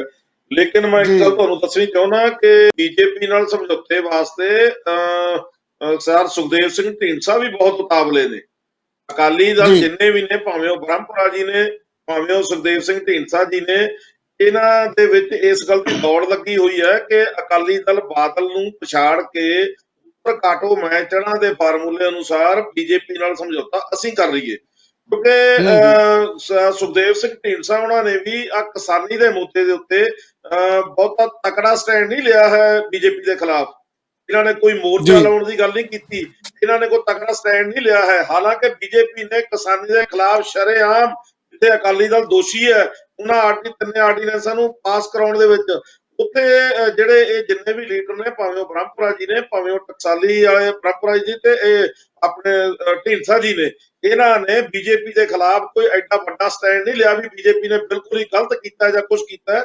ਇਹ ਸਿਰਫ ਤੇ ਸਿਰਫ ਆਮ ਆਦਮੀ ਪਾਰਟੀ ਨੇ ਇਹਦੇ ਵਾਸਤੇ ਸਟੈਂਡ ਲਿਆ, ਵਿਰੋਧ ਕਰਨ ਵਾਸਤੇ। ਹਾਂ, ਅਸੀਂ ਇਹਨਾਂ ਦੇ ਨਾਲ ਇਸ ਗੱਲੋਂ ਤੁਰਨ ਨੂੰ ਤਿਆਰ ਆ, ਜੇ ਕਿਸਾਨੀ ਦੇ ਮੁੱਦੇ ਦੇ ਉੱਤੇ ਅਸੀਂ ਇਕੱਠੇ ਸਾਨੂੰ ਜਾਣਾ ਪਏ ਤਾਂ ਅਸੀਂ ਕਾਂਗਰਸ ਨਾਲ ਜਾਂ ਕਿਸੇ ਨਾਲ ਤੁਰ ਕੇ ਅਸੀਂ ਕਿਸਾਨੀ ਨੂੰ ਬਚਾਉਣ ਵਾਸਤੇ ਉੱਥੇ ਸਟੈਂਡ ਲੈ ਕੇ ਉੱਥੇ ਜਾ ਸਕਦੇ ਹਾਂ। ਲੇਕਿਨ ਪੋਲੀਟੀਕਲ ਸਮਝੌਤਾ ਕਿਸੇ ਤਰ੍ਹਾਂ ਦਾ ਕੋਈ ਹੈ ਉਹ ਅਜੇ ਨਹੀਂ ਕੋਈ ਵਿਚਾਰ ਚਰਚਾ ਚ ਰਹੀ। ਦੂਜੀ ਗੱਲ ਕਾਂਗਰਸ ਪਾਰਟੀ ਵਾਲਿਆਂ ਦੀ, ਕਾਂਗਰਸ ਪਾਰਟੀ ਦਾ ਵੀ ਇਸ ਵੇਲੇ ਅਕਾਲੀ ਦਲ ਦੇ ਵਿੱਚ, ਜਿਵੇਂ ਪ੍ਰਕਾੜੀ ਮਾਮਲੇ 'ਚ ਅਕਾਲੀ ਦਲ ਦੇ ਵਿੱਚ ਮਰਜ ਹੋ ਗਈ ਕਾਂਗਰਸ ਪਾਰਟੀ, ਨਸ਼ਿਆਂ ਦੇ ਮੁੱਦੇ ਦੇ ਵਿੱਚ ਅਕਾਲੀ ਦਲ ਦੇ ਵਿੱਚ ਮਰਜ ਹੋ ਗਈ ਕਾਂਗਰਸ ਪਾਰਟੀ, ਉਸ ਤੋਂ ਬਿਨਾਂ ਰੁਜ਼ਗਾਰ ਦੇ ਮੁੱਦੇ ਦੇ ਵਿੱਚ, ਪੰਜਾਬ ਦੇ ਵਿੱਚ ਮਾਫੀਆ ਦੇ ਮੁੱਦੇ ਦੇ ਵਿੱਚ, ਕੇਬਲ ਟੀਵੀ ਮੁੱਦੇ ਦੇ ਵਿੱਚ, ਟਰਾਂਸਪੋਰਟ ਮੁੱਦੇ ਦੇ ਵਿੱਚ, ਸਾਰੇ ਹੀ ਮਾਫੀਆ ਦੇ ਵਿੱਚ ਜਿਹੜੀ ਕਾਂਗਰਸ ਪਾਰਟੀ ਆ ਇਸ ਨੇ ਅਕਾਲੀ ਦਲ ਦੇ ਅੱਗੇ ਸਰੈਂਡਰ ਕਰ ਦਿੱਤਾ ਹੈ। ਕਿਸੇ ਵੀ ਮਾਮਲੇ ਤੇ ਕੋਈ ਕਾਰਵਾਈ ਨਹੀਂ ਹੋਈ। ਜੇ ਬਰਗਾੜੀ ਮਾਮਲੇ ਤੇ ਕੋਈ ਕਾਰਵਾਈ ਨਹੀਂ ਹੋਈ, ਇਸ ਦਾ ਖਮਿਆਜਾ ਜਿੱਥੇ ਅਕਾਲੀ ਦਲ ਨੂੰ ਭੁਗਤਣਾ ਪਿਆ ਵੀ ਹੈ ਤੇ ਭੁਗਤਣਾ ਪੈਣਾ ਵੀ ਹੈ। ਇਸੇ ਤਰ੍ਹਾਂ ਇਹੀ ਮੁੱਦਾ ਜਿਹੜਾ ਹੈ ਇਹ ਕਾਂਗਰਸ ਦੇ ਜੋੜਾਂ ਵਿੱਚ ਵੀ ਬੈਠੂਗਾ। ਦੇਖੋ ਕਿੰਨੀ ਵੱਡੀ ਕੈਪਟਨ ਅਮਰਿੰਦਰ ਸਿੰਘ ਨੇ ਸਪੈਸ਼ਲ ਇਜਲਾਸ ਬੁਲਾਇਆ, ਵੱਡੇ ਉੱਤੇ ਬਹਿਸਾਂ ਹੋਈਆਂ, ਸਾਰਾ ਦਿਨ ਲੋਕਾਂ ਨੇ ਬੜੀ ਦਿਲਚਸਪੀ ਨਾਲ ਦੇਖਿਆ ਕਿ ਅੱਜ ਕੈਪਟਨ ਅਮਰਿੰਦਰ ਸਿੰਘ ਕੋਈ ਨਾ ਕੋਈ ਡਿਸੀਜਨ ਕਰਨਗੇ। ਖੁਦ ਬਹਿਸ ਦੇ ਚਰਚਾ ਦੇ ਵਿੱਚ ਵਿਧਾਨ ਸਭਾ ਦੇ ਵਿੱਚ ਇਹਨਾਂ ਦੇ ਮੰਤਰੀਆਂ ਨੇ, ਇਹਨਾਂ ਦੇ ਐਮਐਲਏ ਨੇ ਕਿਹਾ ਕਿ ਜੇ ਕੈਪਟਨ ਸਾਹਿਬ ਅੱਜ ਆਪਾਂ ਕੋਈ ਕਾਰਵਾਈ ਨਾ ਕੀਤੀ, ਕੋਈ ਕਦਮ ਨਾ ਉਠਾਇਆ ਤਾਂ ਭਵਿੱਖ ਦੇ ਵਿੱਚ ਅਸੀਂ ਕਦੇ ਵੀ ਲੋਕਾਂ ਦੇ ਵਿੱਚ ਕਿਸੇ ਮੂੰਹ ਨਾਲ ਜਾ ਨਹੀਂ ਸਕਾਂਗੇ। ਲੇਕਿਨ ਇਹਨਾਂ ਨੇ ਕੋਈ ਕਦਮ ਨਹੀਂ ਉਠਾਇਆ। ਢਿੱਲ ਮੱਠ ਦੇ ਹਿਸਾਬ ਨਾਲ ਇਹਨਾਂ ਦਾ ਵੀ ਲਾਰਾ ਬੁੱਤਾ ਹੀ ਆ, ਟਾਲ ਬਟੋਲ ਚੱਲ ਰਿਹਾ। ਕਾਂਗਰਸ ਤੇ ਅਕਾਲੀ ਦਲ ਬਾਦਲ ਇੱਕੋ ਹੀ ਨੇ। ਟਕਸਾਲੀ ਵਾਲੇ ਜਿਵੇਂ ਮੈਂ ਤੁਹਾਨੂੰ ਪਹਿਲਾਂ ਵੀ ਦੱਸ ਦਿੱਤਾ, ਇਹ ਤਾਂ ਵਕਤੋਂ ਗੁੰਜੀ ਡੂਮਣੀ ਗਾਵੇ ਵਾਲ ਬਤਾਲ, ਇਹਨਾਂ ਦੇ ਹੁਣ ਨਹੀਂ ਪਤਾ ਅੱਲੇ ਪੱਲੇ ਰਿਹਾ। ਸੰਗਰੂਰ ਬਰਨਾਲੇ ਜ਼ਿਲ੍ਹੇ ਦੇ ਵਿੱਚ, ਮਾਨਸਾ ਜ਼ਿਲ੍ਹੇ ਦੇ ਵਿੱਚ ਢੀਂਡਸਾ ਸਾਹਿਬ ਦਾ ਜਿਹੜਾ ਕਦੇ ਸਮਾਂ ਹੁੰਦਾ ਸੀ ਕਿ ਉਹਨਾਂ ਦੀ ਬੜੀ ਵੱਡੀ ਉੱਥੇ ਉੱਤੀ ਬੋਲਦੀ ਸੀ, ਲੇਕਿਨ ਹੁਣ ਉਹ ਸੰਗਰੂਰ ਚੋਂ ਵੀ, ਬਰਨਾਲੇ ਚੋਂ ਵੀ ਤੇ ਮਾਨਸਾ, ਬਠਿੰਡਾ, ਇਹਨਾਂ ਸਾਰੇ ਏਰੀਆ ਦੇ ਵਿੱਚੋਂ ਕੁਝ ਗਿਣਤੀ ਦੇ ਵਰਕਰ ਆ ਜਿਹੜੇ ਉਹਨਾਂ ਦੇ ਨਾਲ ਰਹਿ ਗਏ। ਉਹ ਲੰਬੀ ਚੌੜੀ ਪਾਰਟੀ ਬਣਾਉਣ ਜੋਗੀ ਪੋਜੀਸ਼ਨ ਨਹੀਂ ਹੈ ਉਹਨਾਂ ਦੀ ਉੱਥੇ। ਜੀ ਤੁਹਾਡਾ ਆ ਗਿਆ ਪੁਆਇੰਟ। ਤਾਰਾ ਸਿੰਘ ਸੰਧੂ ਸਾਹਿਬ, ਆਹ ਜਿਹੜਾ ਐਲੀਗੇਸ਼ਨ ਹੈ ਇਹਦੇ ਬਾਰੇ ਜੇ ਕੋਈ ਟਿੱਪਣੀ ਹੈ ਆਮ ਆਦਮੀ ਪਾਰਟੀ ਤੇ ਫਿਰ ਨਹੀਂ ਮੈਂ ਪੱਤਰਕਾਰ ਜੀ ਕੋਲ ਜਾਊਂਗਾ। ਮੈਂ ਇੱਕ ਤਾਂ ਇਹ ਕਹਿਣੀ ਚਾਹੁੰਦਾ ਵੀ 15ਵੇਂ ਵਿੱਤ ਕਮਿਸ਼ਨ ਚ ਜਦੋਂ ਇਹ ਪ੍ਰਪੋਜ਼ਲ ਲਿਆਏ ਬੀਜੇਪੀ ਵਾਲੇ ਵੀ ਅਸੀਂ ਜਿਹੜੇ ਹੈਵੀ ਪਾਪੂਲੇਸ਼ਨ ਵਾਲੇ ਆ ਅਸੀਂ ਪਾਪੂਲੇਸ਼ਨ ਦੇ ਆਧਾਰ ਤੇ ਫੰਡ ਸੂਬਿਆਂ ਨੂੰ ਦੇਵਾਂਗੇ, ਤਾਂ ਚੰਦਰ ਬਾਬੂ ਨਾਇਡੂ ਵੀ ਐਨਡੀਏ ਚ ਹੋਣ ਦੇ ਬਾਵਜੂਦ ਉਹਨੇ ਸਾਰੇ ਵਿੱਤ ਮੰਤਰੀਆਂ ਦੀ ਮੀਟਿੰਗ ਬੁਲਾਈ ਕਿ ਇਹਦਾ ਮਤਲਬ ਸਾਨੂੰ ਸੈਂਟਰ ਸਜ਼ਾ ਦੇ ਰਿਹਾ ਵੀ ਅਸੀਂ ਪਾਪੂਲੇਸ਼ਨ ਤੇ ਕੰਟਰੋਲ ਕੀਤਾ। ਉਦੋਂ ਵੀ ਕੋਈ ਨਹੀਂ ਬੋਲਿਆ, ਨਾ ਢੀਂਡਸਾ ਬੋਲਿਆ, ਨਾ ਆਮ ਆਦਮੀ ਪਾਰਟੀ ਬੋਲੀ। ਦੂਜਾ, ਆਮ ਆਦਮੀ ਪਾਰਟੀ ਵਾਲੇ ਤਾਂ ਮਾਫੀਆਂ ਮੰਗ ਕੇ ਕੋਰਟਾਂ ਚ ਆ ਕੇ ਕੇਜਰੀਵਾਲ ਹੋਣੀ, ਉਹ ਤਾਂ ਹੁਣ ਜੱਗ ਜਾ ਰਿਹਾ ਸਾਰਿਆਂ ਨੂੰ। ਅਸੀਂ ਆਪਦੀ ਲੜਾਈ ਲੜ ਰਹੇ ਹਾਂ, ਆਪਣੇ ਢੰਗ ਨਾਲ ਲੜ ਰਹੇ ਹਾਂ ਔਰ ਸਰਕਾਰ ਇਹਨਾਂ ਨੂੰ ਸਜ਼ਾ ਦਵਾਊਗੀ। ਅਸੀਂ ਇਸ ਗੱਲ ਤੇ ਦੂਜਾ ਖੜੇ ਹਾਂ। ਇਸੇ ਕਰਕੇ ਤੁਸੀਂ ਤਾਂ ਨਹੀਂ ਸਜ਼ਾ ਦਿੰਦੇ, ਬਾਦਲ ਨੂੰ ਵੀ ਬੁਲਾਇਆ, ਡੀਜੀਪੀ ਨੂੰ ਵੀ ਬੁਲਾਇਆ ਔਰ ਸਖਤ ਕੰਮ ਕਰ ਰਹੀ ਹੈ। ਤੁਹਾਨੂੰ ਪਤਾ ਹੋਣਾ ਚਾਹੀਦਾ ਅਸੀਂ ਬਰਗਾੜੀ ਮਾਮਲੇ ਤੇ ਪੂਰਾ ਸਟੈਂਡ ਰੱਖਿਆ ਹੈ। ਤੁਹਾਡੇ ਖਿਲਾਫ ਵੀ ਪੂਰੇ ਸਟੈਂਡ ਰੱਖ ਕੇ ਬੋਲ ਰਹੇ ਹਾਂ, ਅਕਾਲੀ ਦਲ ਦੇ ਖਿਲਾਫ ਵੀ ਪੂਰਾ ਸਟੈਂਡ ਲਿਆ ਅਸੀਂ ਬਰਗਾੜੀ ਮਾਮਲੇ ਤੇ ਰੱਖੋ। ਸਾਨੂੰ ਤਾਂ ਖੁਸ਼ੀ ਆ, ਅਸੀਂ ਤਾਂ ਕਹਿੰਦੇ ਆਪੋਜੀਸ਼ਨ ਸਟਰੋਂਗ ਹੋਣੀ ਚਾਹੀਦੀ, ਉਹਨੂੰ ਪਹਿਰਾ ਦੇਣਾ ਚਾਹੀਦਾ, ਉਹਦੀ ਡਿਊਟੀ ਹੈ। ਪਰ ਐ ਲਾ ਕੇ ਐਲੀਗੇਸ਼ਨ 17 ਤੇ ਮੁੜ ਕੇ ਮਾਫੀ ਜਾ ਕੇ ਕੋਰਟ ਚ ਮੰਗ ਲੈਣੀ, ਇਸ ਤਰ੍ਹਾਂ ਨਹੀਂ ਲੀਡਰਸ਼ਿਪ ਹੁੰਦੀ ਕੀ। ਉਹ ਲੀਡਰਸ਼ਿਪ ਤੁਸੀਂ ਕੀਤਾ, ਤੁਸੀਂ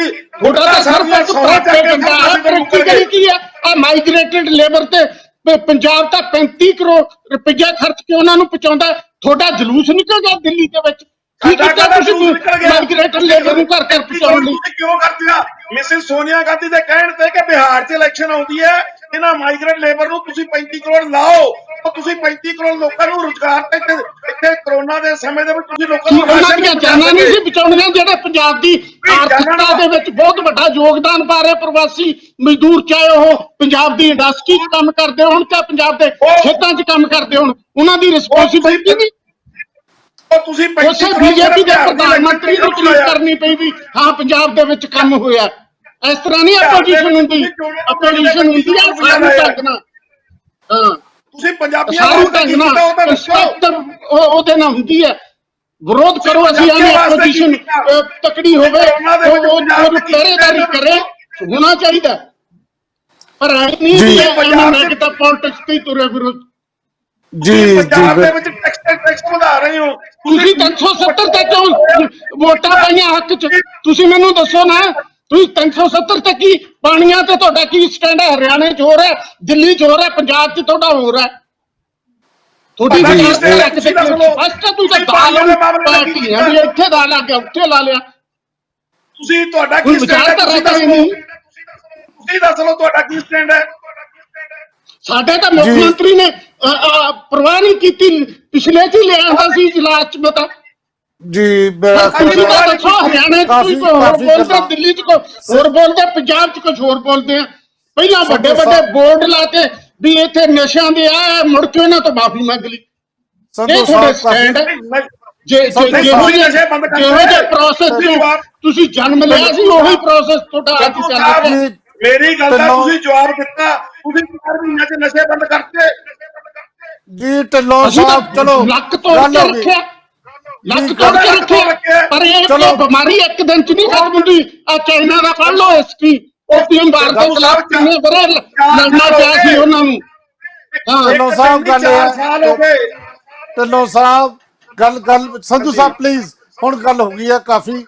ਦੇਖੋ ਗੱਲ ਇਹ ਹੈ, ਇਹ ਡਿਬੇਟ ਦੇ ਵਿੱਚ ਤੁਸੀਂ ਦੋਨਾਂ ਨੇ ਆਪਣੇ ਆਪ ਕਾਂਗਰਸ ਔਰ ਆਮ ਆਦਮੀ ਪਾਰਟੀ ਵੱਲੋਂ ਆਪਣੀ ਗੱਲ ਤੁਸੀਂ ਰੱਖੀ, ਭਾਵੇਂ ਜਿਵੇਂ ਮਰਜ਼ੀ ਰੱਖੀ। ਦੇਖੋ ਗੱਲ ਬੜੀ ਸਪਸ਼ਟ ਹੈ, ਇਹ ਜਿਹੜੀ ਡਿਬੇਟ ਜਾਂ ਇਹਨੂੰ ਸੰਵਾਦ, ਅਸੀਂ ਤਾਂ ਨਵੀਂ ਚਰਚਾ ਰੱਖਿਆ, ਇਸ ਤਾਂ ਵਾਦ ਵਿਵਾਦ ਰੱਖਿਆ ਹੀ ਨਹੀਂ।